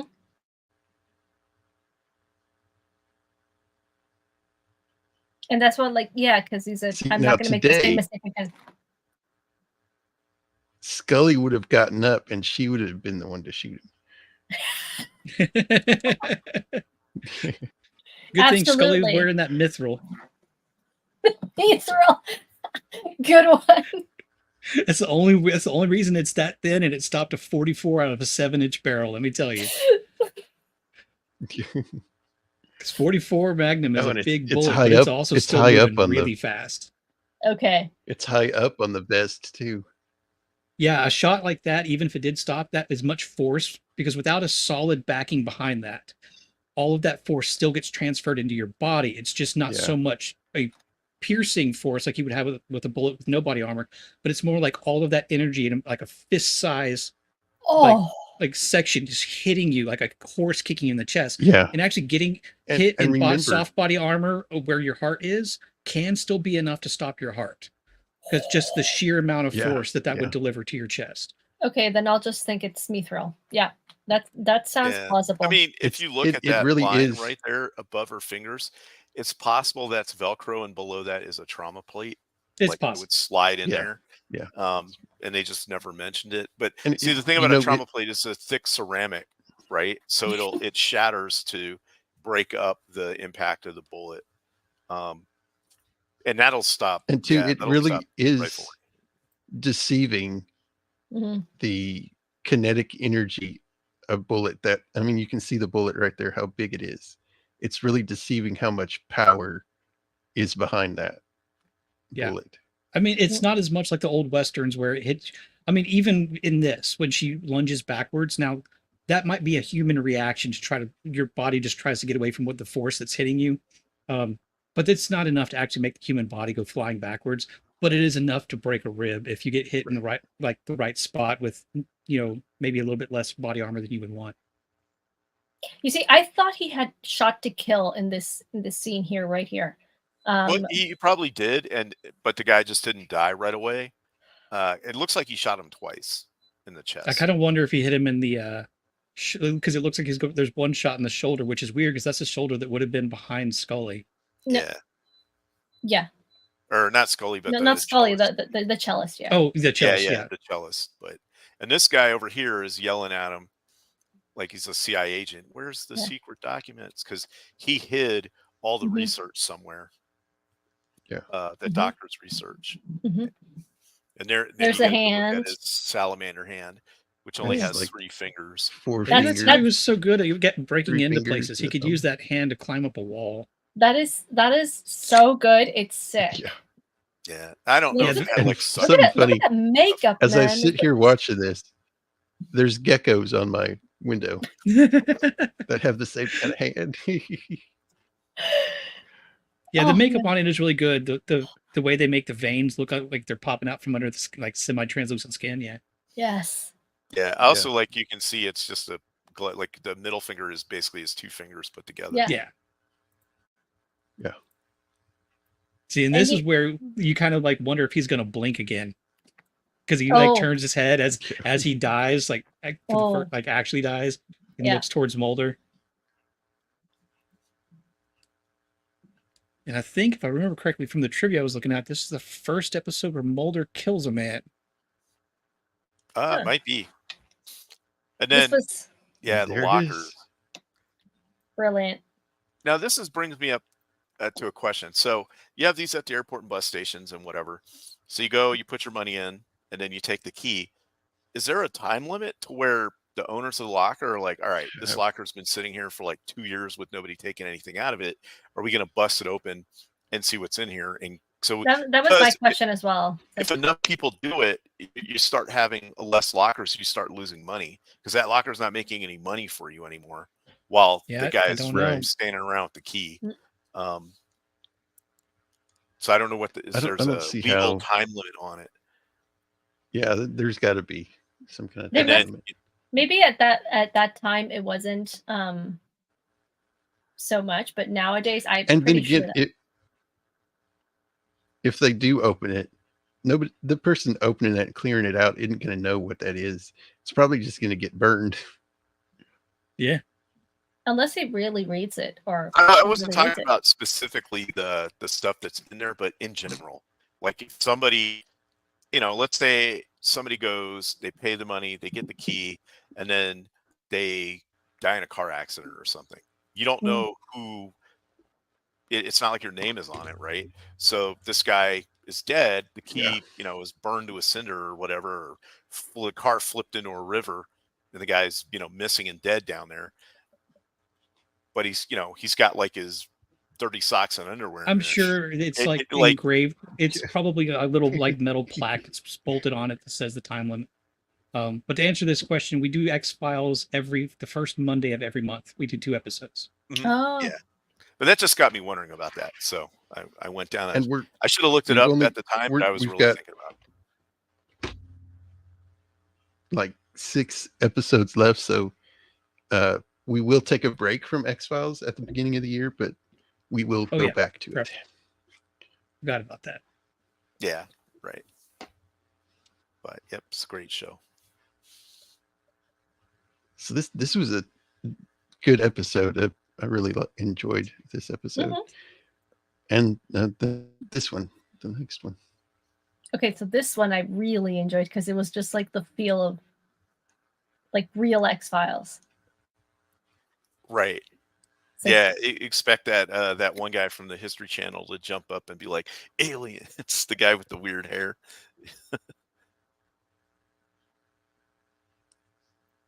This is a proper Aliens episode. Stuff going on around the same skies as I read. Yeah.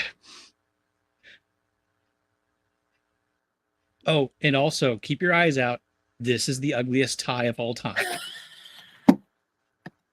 Now you're Worse than my camouflage tie. Right. So this is Boy, anybody who's new here is going to be really curious why I'm wearing this. This is thing. crazy too. Where did, I guess the spaceship crashed near here, but it shows trees outside of the bunker that aren't in this it's in Turkey part of the and world. Turkey, I don't think. Mhm. Turkey has trees. Oh, okay, Turkey. Yeah, Okay. Eastern Turkey is a little bit desert, but it's also mountainous. And it does have pine trees and things like that. It's actually kind of the countryside's But pretty still, nice. that's a pretty good distance from Iraq for this thing to get shot at in Iraq, and then if they're on the border, and then it like how high. Oh yeah, that's true. That's true. Yeah, because I think if it doesn't exactly say border, it's insinuated because it's a U.S. military listening station, so they would be pretty close to the border. Right. Yeah. Okay. And also, it was filmed in Vancouver, so they didn't have a lot of deserts. There are trees everywhere. Yeah. I was there a few weeks ago, actually. Oh, up in Vancouver. Okay. Yeah, it's a vacation. Pretty nice area. It is, and it's full of trees. Oh my gosh, it's so full of trees. Yeah. And cannolis, people. Oh yes. And Asians now. A lot of Asians.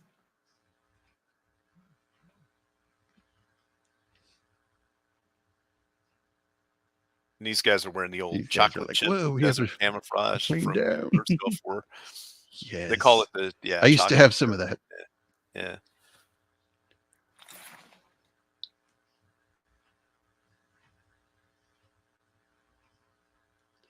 Oh, going to the army surplus store was the highlight of being a kid. Yeah, it was always a good time. I still like those camouflage things, actually. It's like I like some nice camouflage pants, jeans or things like that. They look nice. They look good. Or a tie. Just saying. A tie? You gotta highlight that tie, man. There it is. Yeah, it's hiding under the beard. See, that's the great thing about having a beard is nobody cares how good you can tie a tie because nobody can see it. I guess I'll have a little bit of an issue with that. Plus, you can wear the ugliest tie imaginable underneath the beard. Oh, yeah. I would never wear the tie that Mulder wears in this episode. Not even. Goes a little bit too far. How about this guy's awesome leather jacket? That's good leather jacket. Yeah, it is. Oh yeah. That's how you do a jacket shoulders without needing pads. Jacket. Hey, I got a nice leather jacket on here. No shoulder pads. Oh yeah, you do. Start getting some of the so this guy's telltale signs, the radio going nuts. Yes. And I appreciated the fact that when the truck turned off, it immediately started braking. Because if I remember correctly, the brakes on semi-trucks, their default state when they have no power is brakes. Like the air brakes go on. They have to have the power from the compressor to disengage them. Mm-hmm. Which is a nice little touch. Mm-hmm. Mm-hmm. He's got a nice truck too. I could send a picture of that to my brother. He'd tell me exactly which model and year that is. Not because he drives trucks, because he loves American Trucking Simulator. Oh, notice how he also has a red dot scope on that thing, hollow. Oh yeah, I was like, wow. That is that what that is? That's something. It's a hollow sight on there. Oh wow, look at that one. Yeah, I thought that was okay. Yeah, it is. When I first saw it, I thought it was like the folded up stock. Oh, is it? To me, it looked like a hollow sight. I could be wrong. It might be a stock. It might be a fold out, like over the top. Yeah, fold back. Because that barrel doesn't look like it's got any mounting point on it. Yeah, because he's not shouldering it. Yeah, I think you might be right, Jacob. Yeah. Because if they did put a sight on there, they would have had to like duct tape it on because there's no mounting point on there for that. Yeah, plus it was a little early. That's why I was surprised. was a little early for those, right? So Yeah. especially for like everybody to have one. And so then you get the Well, he's a actual UFO, military. right? He is. That's a good point. So that's why I thought it was a red dot, but or holographic. Yeah. You can kind of see just barely a There he is. silhouette of a. Hey, Yeah, kinda there looks he like is. the bottom of a tennis shoe. And he shoots at it like a shotgun's gonna do something to a. Well, I thought there was spaceship. somebody in the back of his truck, is what he was shooting at. Yeah, they leave that kind of open because the doors do burst open. He turns around, looks at that, but then it does look like he's shooting into the sky. Yeah. So they kind of leave that up to you to figure out. Mm-hmm. And there he is. Mulder gets these stopwatches. It's great. Puts one in his, starts them, leaves one in the car, and takes one with him. That's actually pretty smart.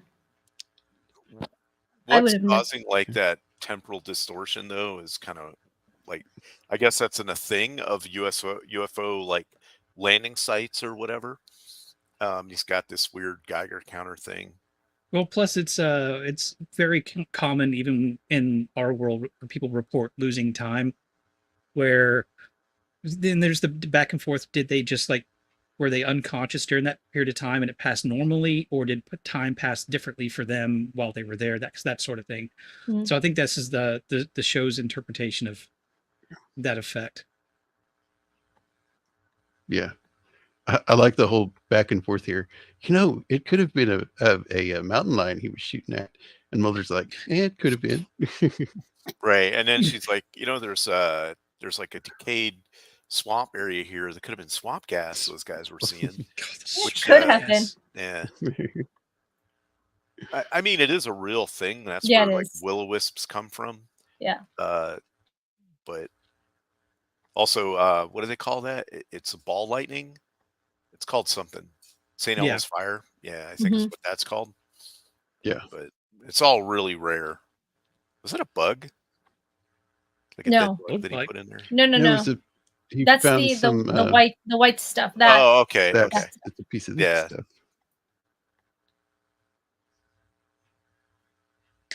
almost looks like Oreo filling. I'm just white going to say that's where E.T. peed. That's where E.T. took a pee.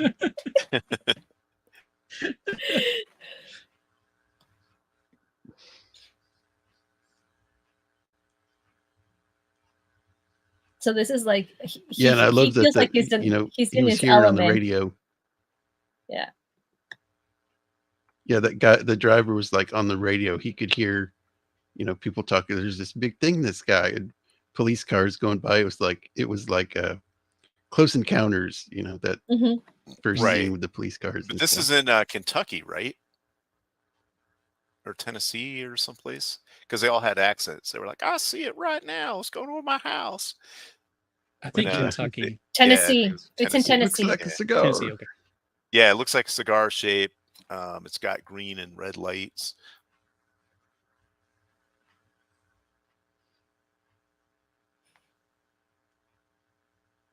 And that's where he sees the truck driver see, that's all right. rashed. Yeah, he's got the Oh, the stopwatches. the radiation burns or Mhm. whatever. But then they're like, well, you were in the Gulf War, right? So you got Gulf War syndrome. And he's like, no, I was never in the Gulf War. He's in the military, but he wasn't in the Gulf War. Mm-hmm.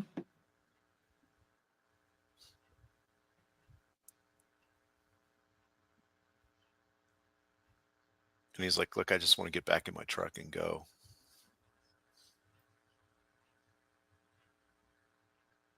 What I mean, it's What a reasonable was request because he's being that held and fever? he didn't do anything wrong. Mm-hmm. What was that fever that they came back with? Or Persian fever? Oh, Gulf War syndrome. It gave you like Yeah, go for it. it gave you like chronic fatigue. Mm-hmm. You'd have all kinds of respiratory Mhm. problems and everything.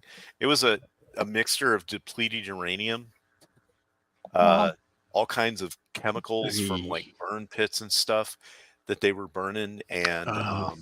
yeah, Oh, and like wow. remnants of like chemicals and chemical weapons and stuff that they that was Yeah. like all kind of floating around over there. It's some of Oh, the that they symptoms had are to burn? fatigue, Yeah, I remember musculoskeletal pain, cognitive Yeah. problems, skin rashes, Yeah, could be chemical warfare agents, other chemical agents. Yeah, Yeah, depleted uranium, like hanging around vehicles that got popped by depleted Yeah. uranium and other Mm. munitions. It's just, and then you mix that in with like burning fuel oils and all kinds of like rare metals, like plus all the oil well fires that are out yeah, there. the just oil raw well fires, and then the burn pits where they were just like throwing all kinds of trash and stuff. They were blowing stuff up.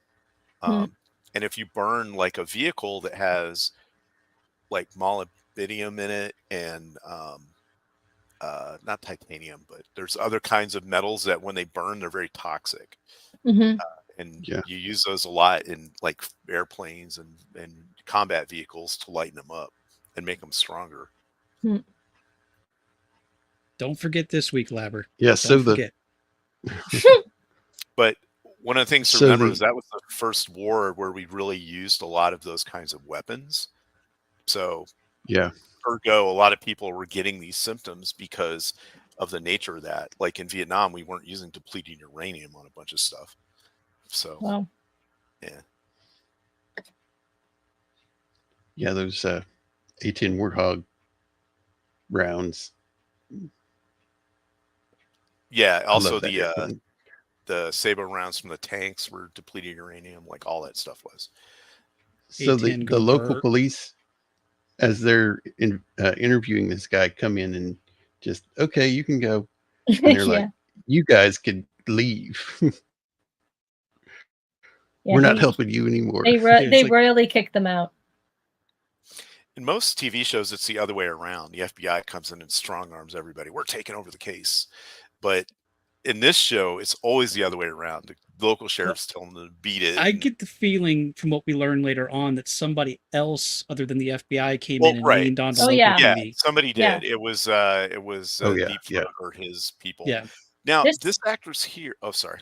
No, this part here was like so subtle that Oh yeah. it's like It's like, can I you borrow would your pen? probably miss it. It caught my attention though. I thought, oh, what is this lady doing? Like, because like it was actually such a non thing Yeah. that in the X-Files, anytime I see something that is a non thing, I pick up on it. I totally missed this. Yeah. I thought that they were throwing a bone to this actress and just giving her a speaking part because I didn't see the point of the whole exchange. I was like, oh, she must be like somebody's relative or something, or cancer or something. And they're like letting her be on screen for like one time because I I, mean, didn't see the point of she's like, yeah. hey, can I borrow your pen? I didn't realize she did an old switcheroo Yeah. on her. I mean, it's done really well. If I didn't It know is. what I know about the X-Files, I would not have picked up on this. Right. And Super that's why I was subtle. like, huh. Because like also her reminds reaction me when that- they walk out, like she turns around like her movements are weird. Like she doesn't act like a normal person as they're leaving. It reminds me of a movie called Enemy State, I think. Enemy of the Oh, State. Enemy of the State, Will Smith. Good Mhm. movie. Yeah, where they go into his locker room and they like have this bag of miscellaneous watches and pins, and they just replace all his Yeah. gear with bugged equipment. Yeah, he's on the phone with Bernie. He's like, you got to get rid of everything. It could be anywhere. And that's what he's like in that like Asian couple's like hotel room. And he starts stripping down. The old lady's going, yo, yeah. Good movie. People should watch it. Yeah, it was a good movie. And this is they're Did you taking like the happen? Hertz shuttle bus to go Mhm. get their car. Oh, I love these guys. I know Oh, this is Lone like Gun Man. Garth from Yeah, these guys. Garth. this is Garth. This is just Garth. Yeah. So the guy who's leaning back in the chair down there is Melvin Frokey, played by Tom Braidwood. And I looked into the trivia, and they said like they kind of accidentally casted him. Because he's an assistant director. They were looking for Frokey. Nobody found the perfect one. Somebody said something like, "We need someone repulsive and with the appearance of Braidwood." So This they guy here? cast, yeah. Yeah. Yeah. They basically like, we need somebody really repulsive that looks kind of like you, assistant director. And they're like, okay, get him in here. It's so good. I love these three. And he's sitting these there, guys he's made taking me pictures like- of Scully. He's like, And he's got a "He's hot." long lens on there, so he's not taking a picture of all of her. He's taking pictures of specific parts of her that's sitting that close with that lens. She's hot. Yeah. And Garth, oh, Yeah, I mean, this these this guys, guy, yeah, there's such a good range of like, yes. yeah, there's stereotypes for this type of person, but they cover all of them in just 3 different character types. Yeah, It's right. great. Right. And it's like so random. The 3 of them are like so distinct. It's like you wouldn't see them working together, and they're perfect. And they like, oh my gosh, no! When I Wait, saw is these, that a spin-off? I series? remembered them. I'm like, oh my gosh, I love, yeah. So Yes, good. it was very short lived. I think it was 1 season, maybe 1.5. Oh, that's so sad. But yeah, they say things like, I had lunch with JFK's killer the other day, Yes. and they're going off on their own crazy things, and then Mulder jumps in with his stuff that he needs to get information on, and that guy's like, "That's why we love you. You're the only person who sounds This- crazier than us." This guy right here, the guy in the suit, he Yeah. had some kind of conspiracy theory that was like legit now. Yeah.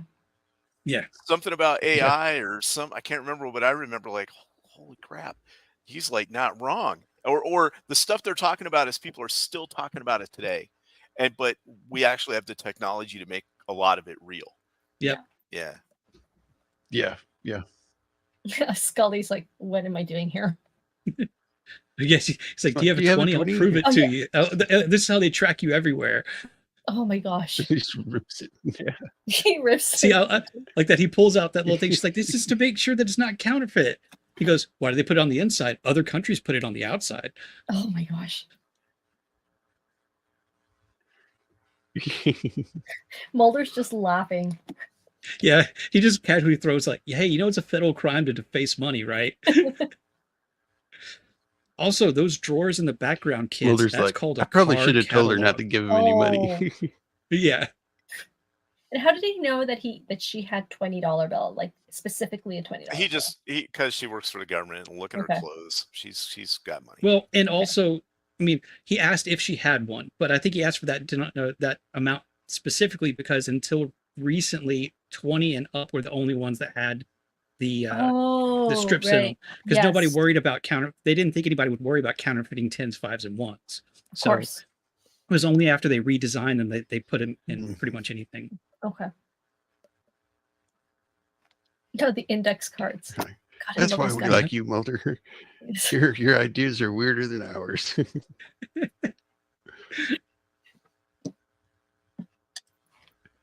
And So- like, those were the most paranoid people I've ever met. It's like, what does she say? She says something like, But I don't think he's paranoid that people think they're hot. "Oh yeah, yeah." Well,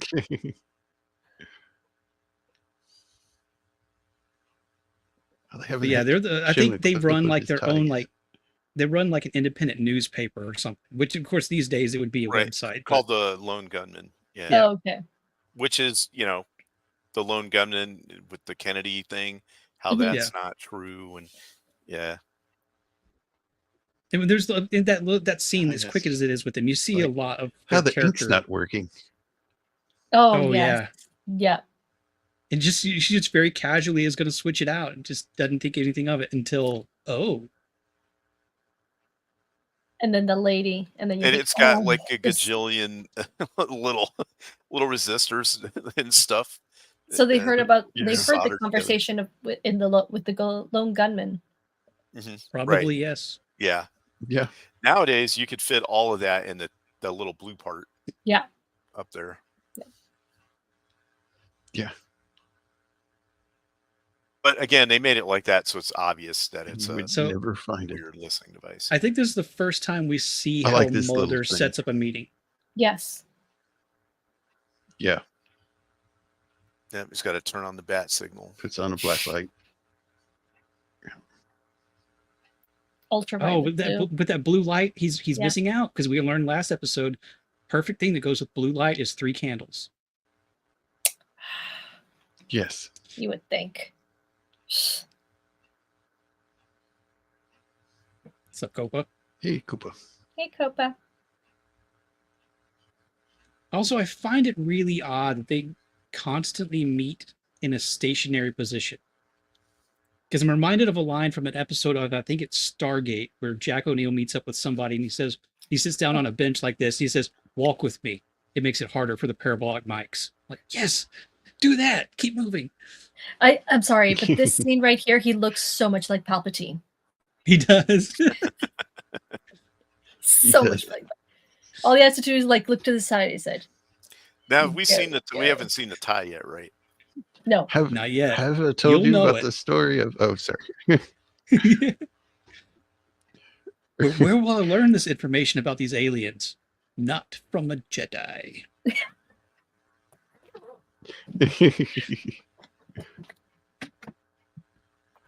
The Mulder and Scully show.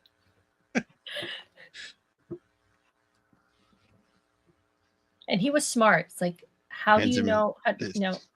He hands him like the truth, and then because he knows that he needs to wrap whatever he needs to get him following a false trail between truths. So that was interesting.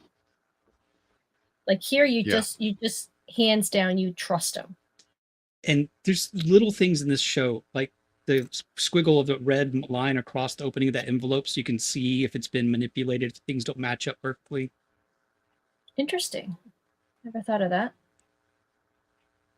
Yeah, there's some pretty simple things you can do to Mhm. kind of make it harder for people to open letters and do things like that. Yeah, agreed. They don't make them like this anymore.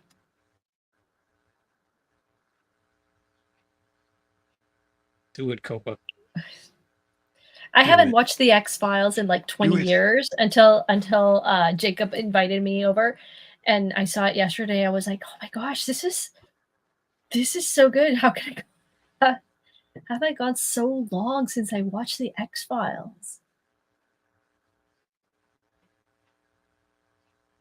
So now they're doing the is this the photo part? No, or before that? Oh no, it's the Irani This is a transcript. little bit Yeah, before. it's This is the right. Irani transcript. Yeah, where they have the transcript. Yep, from the intercepted communications. This is where he grabs her shoulder, and I guarantee you, he doesn't even like get remotely close to actually making contact with her. There's flesh. a tie.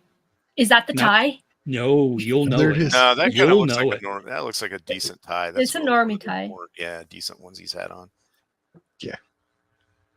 I've got When one you that see looks it, like you that. won't even have to ask, "Is that the tie?"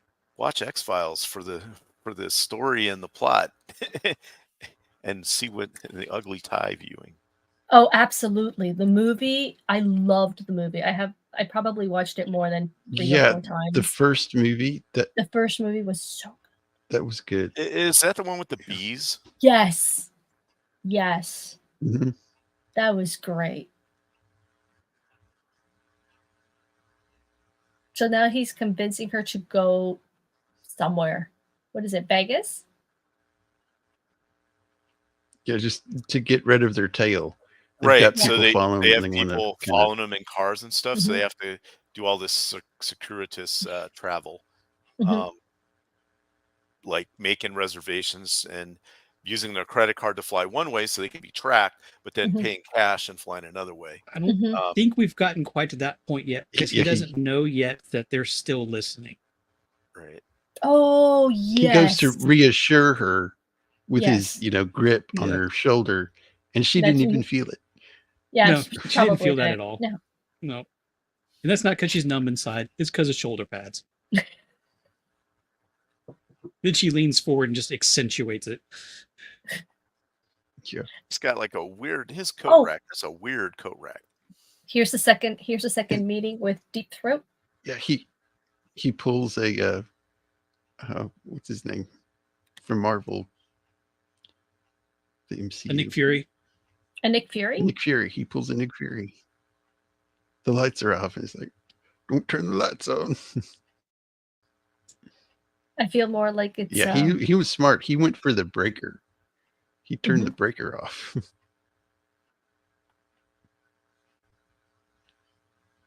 and again he feeds them information. Yeah, he gives him the photo, and he's like, Mhm. I know you This stuck is your it. neck out for me, and I thank you for all the information you've given me.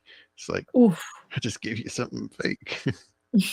Well, and yeah, he makes it seem like this information he's giving him is even more important because Mulder Yes. didn't ask to meeting. Yes. They didn't go somewhere secret. He broke into his house, so it makes it seem like it's very important. It sells Exactly. the lie.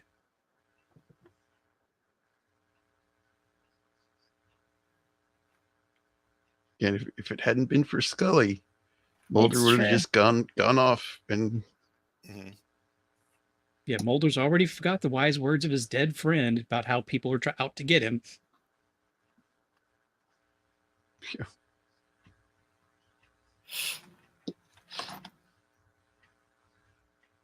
I love how this is where like you would say, "Oh, come on, Scully," but later on, like I love how like he doesn't want to listen to her, but in the end, like he does. Yeah, because I mean, while she's pointing Yeah. out, making good points, she's not saying like we shouldn't investigate this further. She's saying we need to have it professionally analyzed by people who do this. Yes. It's like we need to slow down and have Mhm. somebody else look at this before we go running off. Mm-hmm.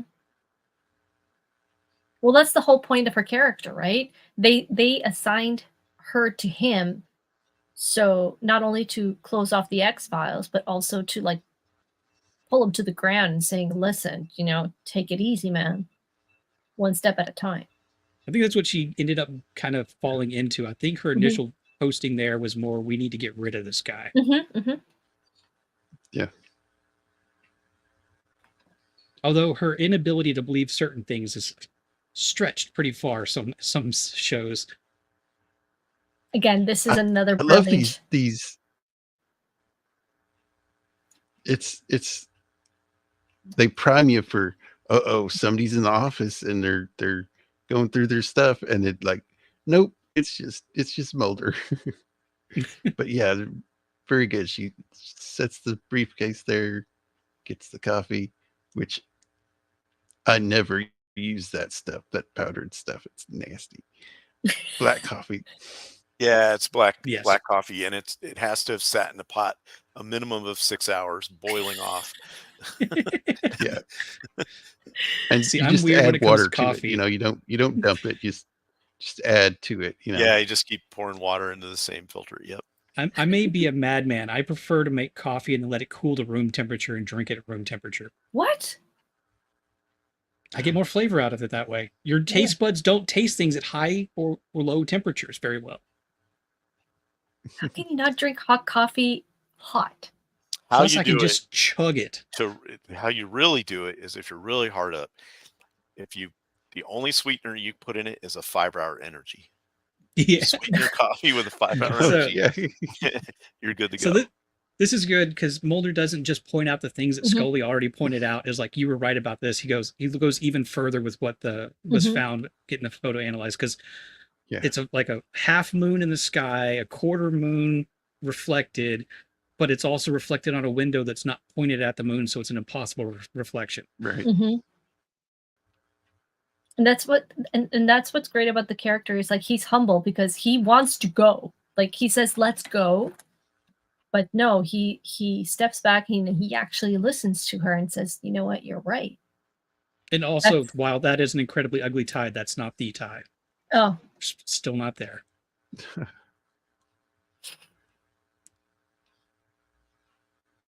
oof. Okay, confrontation. You know, if you've ever wanted to see all the touristy sites around your town that you never see because it's your town, just get a secretive government, asset, and you just all have an excuse to go to the aquarium someday. Do you think that the sharks being in the background is some kind of metaphor for like their Yes. relationship and the meeting and stuff? Well, it's also specifically referenced Mhm. at the end of the conversation when he says if the Mhm. sharks stop swimming, they die. And he tells Mulder specifically, don't Right. stop swimming. Don't- And this is after Mulder calls him out for feeding fake information. And he's like, Mhm.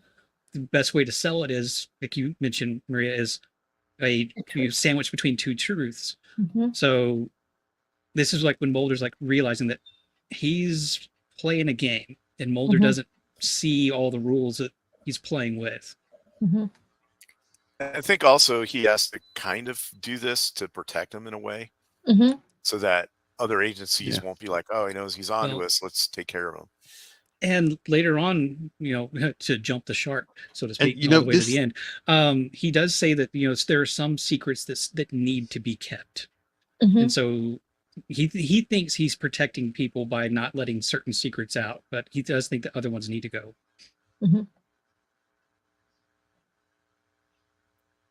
Yeah, I personally am a big believer of that. That there are some secrets that don't need to be out there. You know, just like I'm talking about like government secrets and stuff. There are some things that just an average person doesn't need to know. Yeah. As long as it's being responsibly done.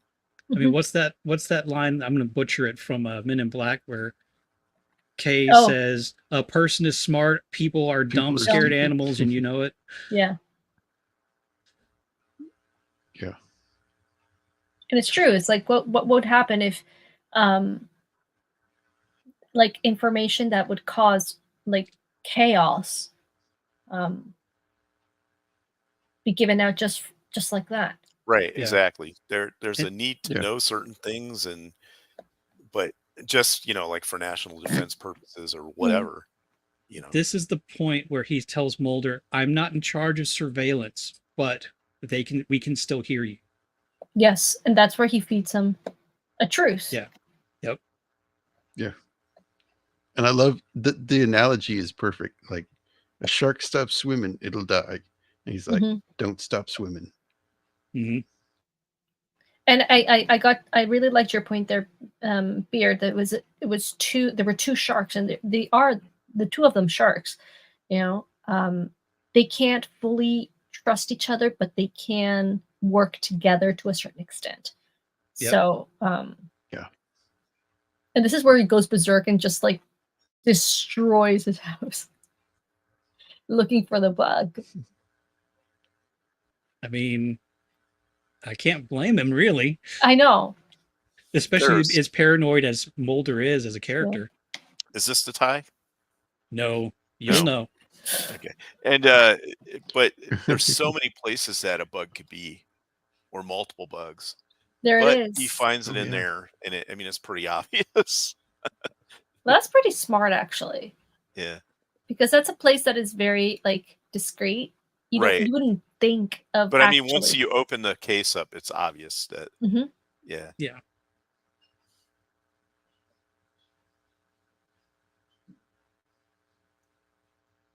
I'm just annoyed by the upside down plugs. Flip those things over, my guy. No. I was Oh, thinking, yeah. Oh, they were I was upside thinking, it's down? like, oh my gosh, what's Scully gonna actually, Actually, I I think actually watched that an interesting video on which way the plug should go, and it really yeah. doesn't matter. I know. Well, also I think that when it was patented, this was the way that the guy that invented them, it wanted them to go. They were supposed to go that way. I just prefer to look at empty Yeah. sockets and see a sad face. Exactly. Yeah. Oh yeah, this is great. Scully, thanks for coming over. And he gives her the shut the up. But it's so funny because it's like his house is literally tipsy turvy. Yeah. And then he invites her and is like, hey, and I'm pretty sure all the guys, Is this listen your to house like normally everything looks like? like destroyed, like he broke the Light the, bulb. light the bulb, yeah. light bulb. Was like there was noise. And then when he passed his hand on the microphone, that also gives like a Oh, type yeah. of reception. It's like, I mean, just unscrewing the screw from the Mhm.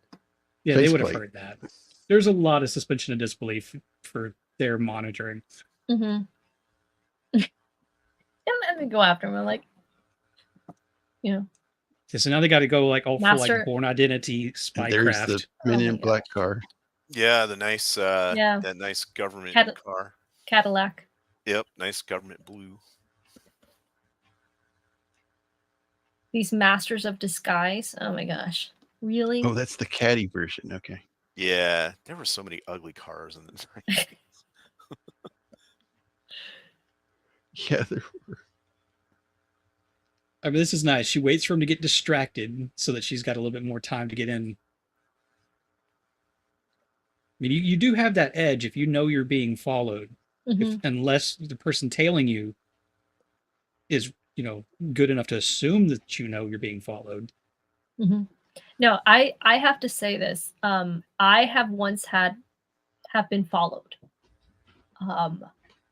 And it is a horrible feeling. It was just like you could feel it, like somebody, and it was Like, so obvious because it was in broad daylight, and this guy. like in a car Yeah. or No. This was walking. Okay. This was walking, and it was just so uncanny, so nerve-wracking. Thankfully, it was Wow. like in a normal day.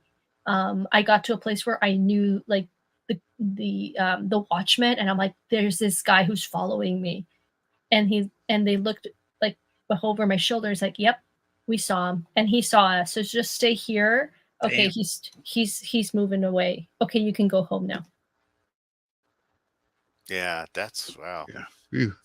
That is creepy. No, Yeah, it's I don't horrible. think guys don't normally experience that. Mm-mm. So that's well, you did the right thing by doing that. Mm. Yeah.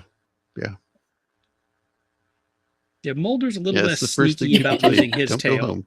Go somewhere where there's people. Find a policeman. Yeah.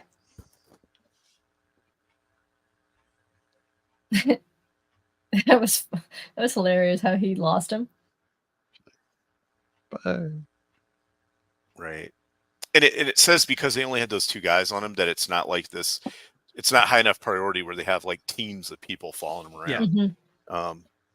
But they do the good thing that they buy with their bureau account a ticket to some place, and then they Mhm. buy cash to go to, I think even it's it's LA with a stop in Vegas.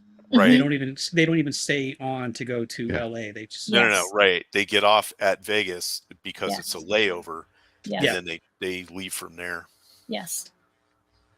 Mulder's cow leg there. Is that the tie? No, not the tie. that's the same one from the previous scene. Okay. Unless I just had like a stroke and made up a different tie in my brain. I don't know. We'll find out. Okay, there's the truck. Now they're in Washington State, right? Yeah, they've been following reports of UFO activity, so that's how they've been tailing the truck's direction. Right. Oh, right, because wherever the truck goes, these UFOs show up. Yeah. And they Blend in just with a happened bright to red have. car. Yeah, exactly. It was like they just happened to get a red car. This shot right here with the way the trees are, and it makes like a canyon of trees. That's I so thought was cool. pretty cool. Yeah.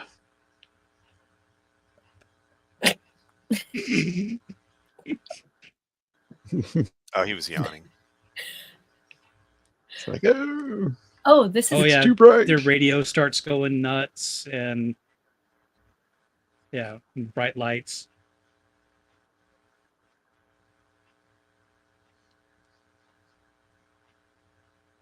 Okay, so that's this. I thought like the truck had disappeared, like the back part of the truck had disappeared, but Now it looks like it spun around It's somehow. like he Mhm. spun the truck around Mhm. somewhere. Mm-hmm. That's pretty impressive for a big truck. And to Yeah. knock down Yeah. like all those boxes. Especially considering they very obviously have nothing in them. Come on, Hollywood, at least put something in the box to make it weigh The something. first couple of boxes looked like they had weight on them. Yeah, a lot of them The way did. the Yeah. actors were moving them, Mhm. but yeah, I do like how everything in there is tied down appropriately. Yeah, I love that Not part. just it's not just a gurney sitting in there. It's like got straps and everything, so that wouldn't be moving around. That's smart. Yeah. He This did is like, yeah, the stopwatch again, but it was fake. This whole Mhm. thing was fake. This wasn't a real UFO. Mm-hmm.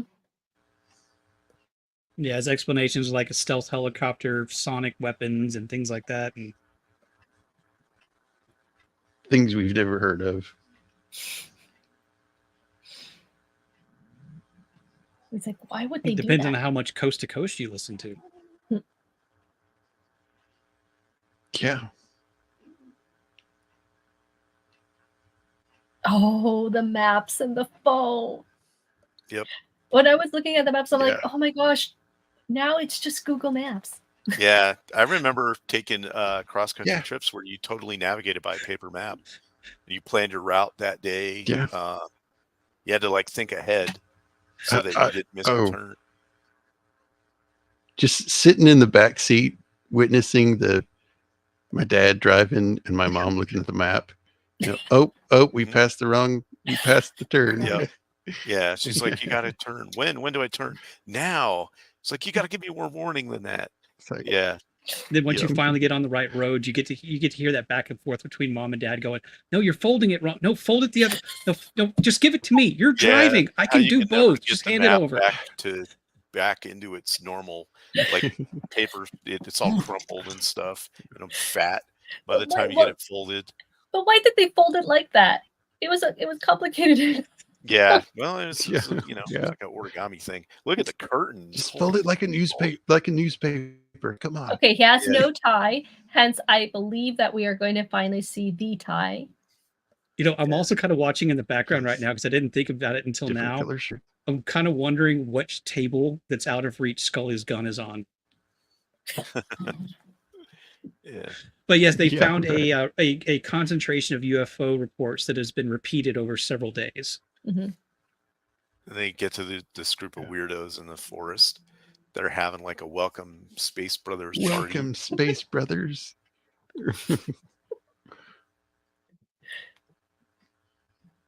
Yeah, and that one girl sitting on the ground with the hat on is clearly smoking the devil's lettuce. Yes. While I don't use maps, I still know how to read them, including a key map. Now, you want to confuse some young kids these days? Hand them a key map. Oh yeah, because that's totally just a warehouse. Well, it's supposed to be a power plant. Oh, sorry. Yeah, I think it was. Oh, there. I think that's a British Columbia hydropower station. I wouldn't be surprised. Mm-hmm. They used photographs as inspiration for the writers, and then they decided that it looked so good they used it as a shooting location.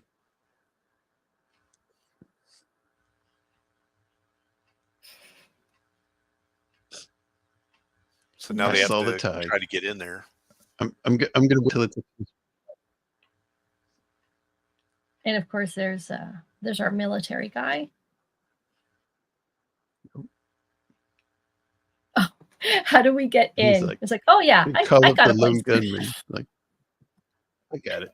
I got it. This is what they live for. He calls the lone gunman. And then he says, "Okay, he's like, stop." I love this. He's like, you can stop the recording. He's like, okay, no, stop the recording. And he still records. He just gives up. I was like, okay. So Tom Braidwood is the guy that plays Froky, one of the lone gunmen, and Val Stefoff is a assistant producer or something. Oh, she's a first assistant director. Oh, so they just kind of snuck their names in there. Yeah. That's cool. I mean, especially since they snuck Braidwood in there as an actor. Yeah.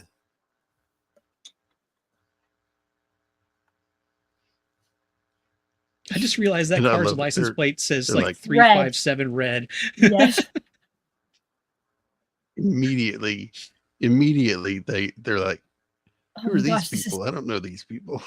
It's like these they walk sus. Oh, this guy. There's the tie. Oh, that's the tie? That's the tie. Oh, it's even worse close up. Oh, it looks like something out of like the 60s or something. It's got like a half of a fancy compass froze on it and snowflakes and Mulder. So this guy, the soldier here, yeah, modern art masterpiece. His rank is there's no way this guy'd be standing here guarding this. He's like a command chief sergeant, which would mean that he would be like the most senior enlisted guy on the whole facility. He wouldn't be standing here like this. Look at that. He's got 3 up and 3 down and a star in the middle. That's he should be 1 or 2 stripes at most. They just wanted to make him look good. But also the actor here, Roger Cross, is it so many what show was that? Canadian filmed sci-fi shows. He was in Continuum. He was What was in it? Invasion? Was it Invasion? he was in, was it Dark Matter? He's actually in 5 episodes as 5 different characters in the X-Files. He does one per like season. Wow. He does like 1 episode a season. Hmm. He was also the voice of Ulysses on the Fallout New Vegas Lonesome Road DLC. Oh, really? Wow. Okay. Yeah, he's made appearances. Basically, if it's a sci-fi show that was filmed in Was Canada, was he in was Stargate? at least in an episode. I would not be surprised. I'm pretty certain he is. Probably would have. There he it was is. in There some it is. alien invasion show. Oh my goodness. There's the tie. Look at the tie. See, I knew you'd. I told you you'd recognize it. Why, Wow. Mulder? Why? It's very artsy tie. I'm sure this It became is. like a joke for people. Okay, let's find the ugliest ties we can find. You just go down to a local Goodwill and dig through them. Yeah.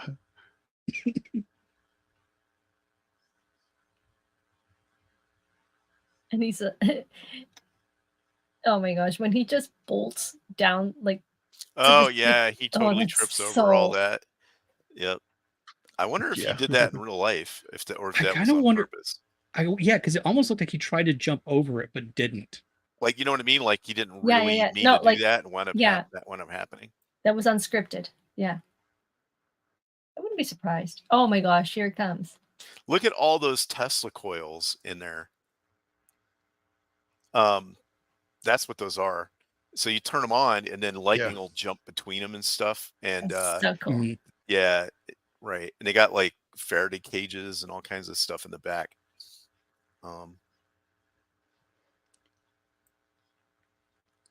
Cool.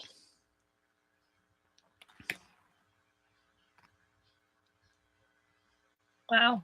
And here's like where he comes It's clean. like, I know how bad you want to look in there, but it won't matter. He's dead. So, and this is, and here, like the beginning video that Jacob put, in which like, is that glass bulletproof? No, sir. Yes. And I was like, oh my gosh, I can't. No, no. Yeah, I had forgotten just how much energy those Beretta 9mm Berettas imparted onto the alien Oh yeah. in Independence Day. Yeah, they messed that alien up. Yeah. It's the Italian engineering. Jacob, the show you're thinking of, First Wave. That's That's the it. invasion show that guy was on. It bugged me that you brought it up and I couldn't think of it because I knew it too. I had to look it up. Anyway, back to what is actually a really good little bit of dialogue where pretty much for the most part, Mulder just sits there and listens. But this is where my doubt comes in, because he genuinely feels guilty for killing that alien. Yeah, And- back in Vietnam. Whoop, hang on. Does he? So- Because when we get to the end of his little bit of dialogue as they're walking out, he asks Mulder, like, what do you think? And he says, I'm trying to decide which lie to believe. Mhm. So like he suspects that everything he's saying here is not necessarily the truth, other Mhm. than maybe the parts of. I think what he says is true. Is I want to help you because some things need to be known, Mhm. but some things need to be kept secret. Mhm. Everything else he says could be a lie, in my Mhm. opinion. Fair point. But I don't know. Yeah. I think his expressions are so genuine that If it is, he's selling it, Mhm. but I'm skeptical. Mhm. And we do learn later on in the series that there's like 2 factions of aliens or warring with each other. Mhm. So he might be, thinking he killed a, not a hostile. Mhm. I'm just guessing, but Could be.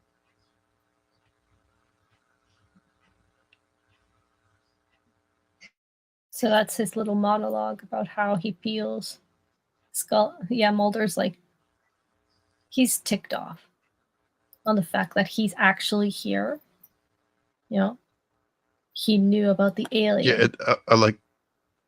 Yeah, I like that he gives the little that like after the Roswell crash during the height of the Cold War, America, Russia, and China and other state or countries got together, and they decided if a country has an alien, they kill it. And there apparently have been many, because I think what he says is he is one of 3 men who have done that. Yeah. And there it is. There's nothing there. It's gone. Yep.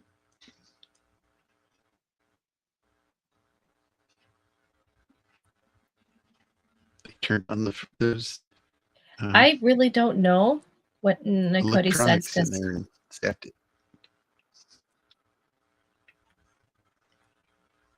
What now?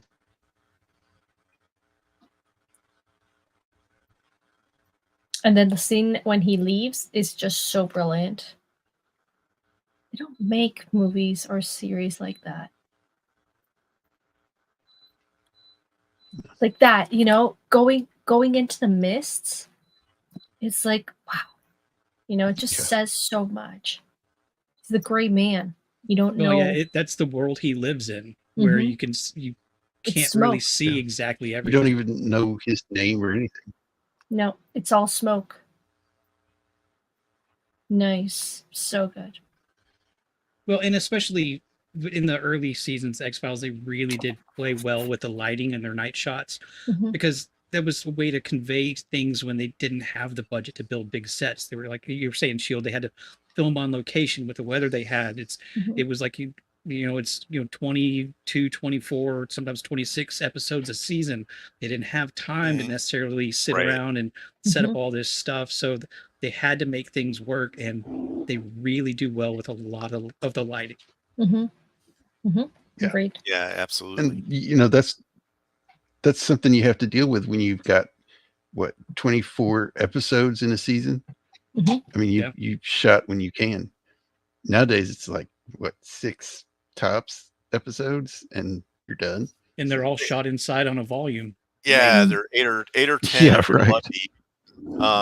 And then now they split them up to where you watch like 3, and then you got to wait a month so your subscription doesn't gas to renew, and then you watch another 3, and they're just not as good. The last show that I saw that I actually enjoyed and was like, wow, this is a really good show, I'm excited for the next one, was Silo, which is about a bunch of people living underground in like this bunker thing. I've heard mixed things on that. I've heard people really love it, and some people have said it fell off, but I haven't seen it myself. So, well, there's only, as far as I know, there's only 1 season, and I liked it. It had some technical issues, like there's a generator with some big like turbine fans they have to fix, and that was complete BS. But if you don't know anything about that kind of stuff, it's fine. But the story itself was interesting. It had a mystery to it that got me hooked, and that didn't turn out to be some kind of mystery box thing where it was all a dream or something weird like that. And it's based on some books, so that did sell pretty well. So, but it's an interesting concept, and it kind of drew me in to it. Might not be for everybody, I guess, but anyway, most modern shows are just not that good.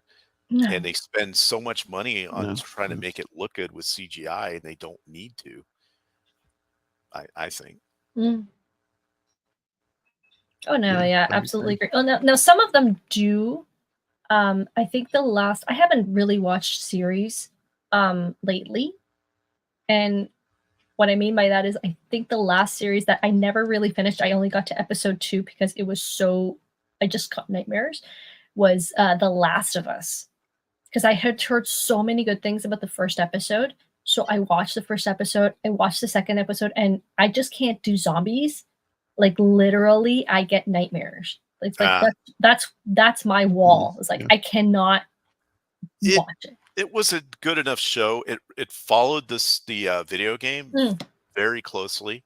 Like, so what I would do is I'd watch an episode because I never played the game because it's on Mm. PlayStation, but Mhm. I would watch an episode and then I would watch a playthrough Mhm. of the game that somebody did, and it was very well matched up. The Well, characters, I some of was the look- characters are different, but how it Yeah. worked and I like was what they looking did. more for like the props, like the scenes, the shots of the series. It's kind of like a series that you do need a CGI because you're working with like real, like organic fungi Right, that is right. actually eating you up, Yeah, and it's like, I mean, you ugh. gotta have some shows can have CGI in it, like background shots and things like that, but it's where they put too much emphasis Mhm, on it. They're spending hundreds of millions of dollars mhm. to do this when they to get Don't the need same it. effect, you don't need it exactly. No. You need to use AI where it's appropriate Mhm, and where you don't have any other recourse for it. But if you can do a model or a puppet mhm, or a guy in a suit, it's much better looking. Looks more real. mhm. The problem Yeah. is that And that's also the very expensive. Sorry. all those guys that worked on Star Wars, the original Star Wars, Mhm, Alien, those guys are dying. I mean, we're losing those guys, mm, and got these new people in that don't know. But they just go for the CGI because it's easy and cheap. mm, But even then, they they rush the people that work on the CGI, mhm. so it looks terrible. Now That's because of all the reshoots, I think. yeah.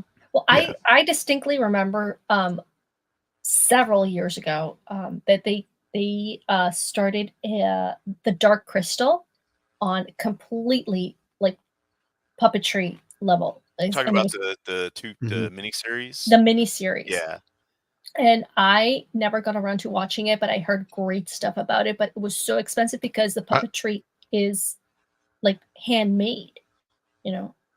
Yeah, So it was good. I mean, I hadn't seen the original and watched that first, and mhm. it was good. They did a good job. The problem is that it was so expensive that they couldn't go for a second season, even though I heard that the storyline was really good. You know. but they'll Mhm. dump. They'll kill shows like Mindhunters, and Mhm, then put money into a bunch of other stuff that doesn't make any sense. That like tons of money in the really low quality shows. mhm, Why? Have you seen Mindhunters? mm-mm. Oh, yeah, highly Yeah. recommend that if you're into like thriller, like Okay. mystery stuff. Um, and it's about the origination of the FBI's behavioral unit. Nice. Okay. Right. So, but it's really good. It's really good. And why they killed it and they said it, and it's probably not coming back. It was like one of the best shows they ever did, Yeah, in my fair opinion. warning. Yeah. It ends where they canceled it and the story wasn't done. Right. So It's yeah, really it just annoying because it kinda was stopped. fantastic. But Oh. I'm telling you right now, it's good enough to where you Yeah. watch it, and then you'll just be, it's kind of bittersweet because it's so good, and then you're like, why did they cancel it? What did they cancel it for? Something else that really sucked. Yeah. Um, Ouch. yeah, Yeah, it's Yeah. sad when they have a good show like that and just cancel it after the first season. right. Kind of like Mhm. Firefly. I really like that show, and it only got 13 episodes, and that was only half a season, really, back then. Yeah, the two in particular, Jericho was pretty good, Yes. and there was a show. It only had one season. It's called John Doe. That was really good. It's about a guy that wakes up and he knows everything. He's like, but he doesn't know who he is. It's really an interesting concept. Well, maybe they can Yeah, save it's- money if they replaced all of their CGI with crochet dolls. Yeah, baby. Let's Nice do segue to it. the plug.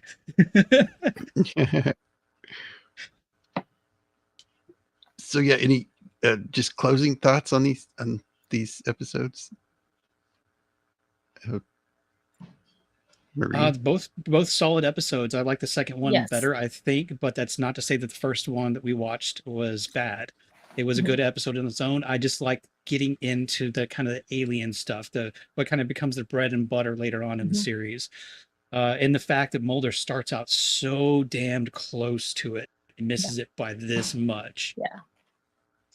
Yeah, like I said at the beginning of the stream, I feel like these two episodes have kind of this season one has reached a critical mass by this point to where people are starting to talk about it, like back then at the water cooler at work, and hey, have you seen it? And this was pretty good and whatever.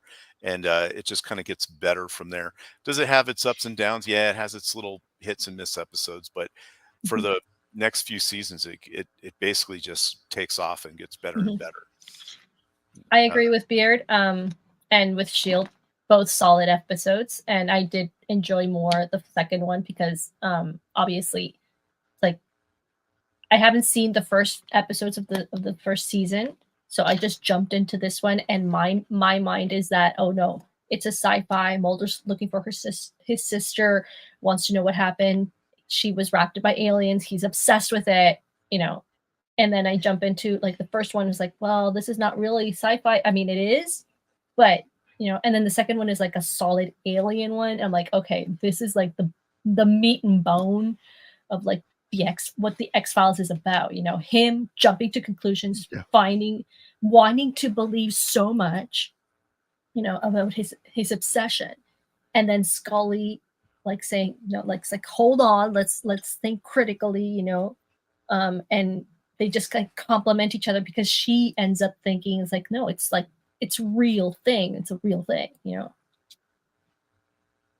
Right. Yeah, absolutely. Yeah. Oh, solid. Solid comment. Yes. Yes. Scully's makeup is like flawless. And if our friend Roman of the Empire was here, I'm sure he would have had something to say about her pantsuits. These episodes. Yeah, he's always under her about the pantsuit, the power suits that she was wearing. Yeah. But you know, sometimes it's all about the fashion. It's always all about the fashion about women. Well, men too, with the ties and the shoulder pads and the ties. Yeah. The guns, you know. Yeah. Oh yeah. Accessorize. You know. You gotta talk about what kind of gun you're using. Any answering machines. Candles. So we'll go around the horn here and plug anything we want to. Beard, what do you got? Let's see. Next thing for me is going to be tomorrow on my channel on YouTube at Beard of Liberty. I'll be getting back into Dragon Age Origins. I'm going to do a couple of hours live streaming that. Thursdays, I think I'm going to be taking off most, if not all, of October from being on Roman's channel. Been burning the candle at both ends for a little while. Plus, there's some stuff going on in the real world that's going to be pretty stressful, and I might need just an extra day or two off from my the schedule that I've put upon myself. Nobody says I'm obligated to do this, but I legitimately enjoy it, as tiring as it is sometimes. So I don't think you'll be seeing me there. But for anything else, Linktree/Beard of Liberty. It's got links to all the other places I'm going to be. After the weekend is going to be launching into our spooky month episodes. We got a few shows coming up with a special guest, Def Row. And Jacob, I just realized before the show, looking at our schedule and yours, we were reviewing the same movie at the end of the month, one day apart. No. Whoops, that was not intentional. Yes.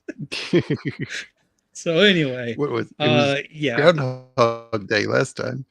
Yeah, which was fun. Now that was actually fun because it was Groundhog Day. Review it 2 days in a row. Yeah, right. But anyway, yeah. So on YouTube at Beard of Liberty, and then after the weekend and here, those are like my three main homes. Cool. Shieldwall. So I will not be on Roman's show on Thursday, which will be a show about vampires. So tune in for that. It's going to be like everybody's favorite vampire movie. But I will Twilight? be out of town. You could, yeah, if Twilight If that's is your favorite. thing. Oh, Yeah, If that floats your boat. oh, yeah, but any Oh. the original Nosferatu, whatever. It's going to be about vampires. It can be games, movies, Blade. comic Okay. books, those kinds of things. Real, actual vampires, I guess. vampires and- don't sparkle. Start. Yeah, right. Just a And then spoiler alert. next Tuesday, I will be on Jacob's show. We'll be going over Tremors, the 1990 movie, Oh, which is a really good one and Nice. a kind of cult Love that classic movie. breakout hit. cult classic. Yeah. Yep. And yeah, that's pretty much it for me. I don't have a channel or anything, so I just kind of hang out on other people's channels. But it's always fun. It's a good time. And thanks for having me on. It's a lot of fun. Yeah, man. It was great meeting you, Maria. Thank you. And it was great meeting you too, Shield. Yeah, it's really great having you on, Maria. And what do you got coming? Do you have anything you wanna- Every Thursday on my channel, which is Unlocking Lore dash TGC, which means the Geeky Crochet. That's my handle for every other social media. Instagram. I'm mainly on Instagram and X. But on Unlocking Lore, which is my YouTube channel, I have every Thursday at 7:30 Eastern. I have my live stream, which is called Art and Chatting. I am a holistic artist because I am a performing artist, but also into the fine arts, music, like basically anything I can get my hands on. So you get to see the process of what I'm doing. So tomorrow, the day after tomorrow, I'm probably going to be doing this baby right here. I'm going to be coloring. I did this with Dooming Tabitha and Comic and Cosmetics that we get together sometimes. So that's Agatha all along. I drew her while we got to hear the origins of that character. So I'm going to be watercoloring her, and you guys can see the process of how it is. And then we just chat. It's just an open concept art stream. Oh, okay, that's cool. Yeah, so super chill, Cool. Zero stress. And that's every Thursday at 7:30 Eastern time on my channel. Awesome. Cool. Yep, and for me this week, I will be on Roman's show. I will be on Matt's show Friday evening, and then later that night I will be on Potato Raven's show, talking pirates again. And yeah, next week Tremors. Excited for that one. That's a fun I'm movie. looking forward to that. Yeah. So And to be clear, it's Yeah. Roman of the Empire is Mhm. the show, and Unbearable 73 that's Matt's channel. yes, that's his YouTube Yeah. channel. Yep. So yeah, thanks to the chat for hanging with us. Thanks to the panel, and I hope Thank you everybody for has having us. a good week. Yeah, definitely good to have you. Thanks to the panel. Hope everybody has a good week, and we will see y'all next time. Bye, everybody.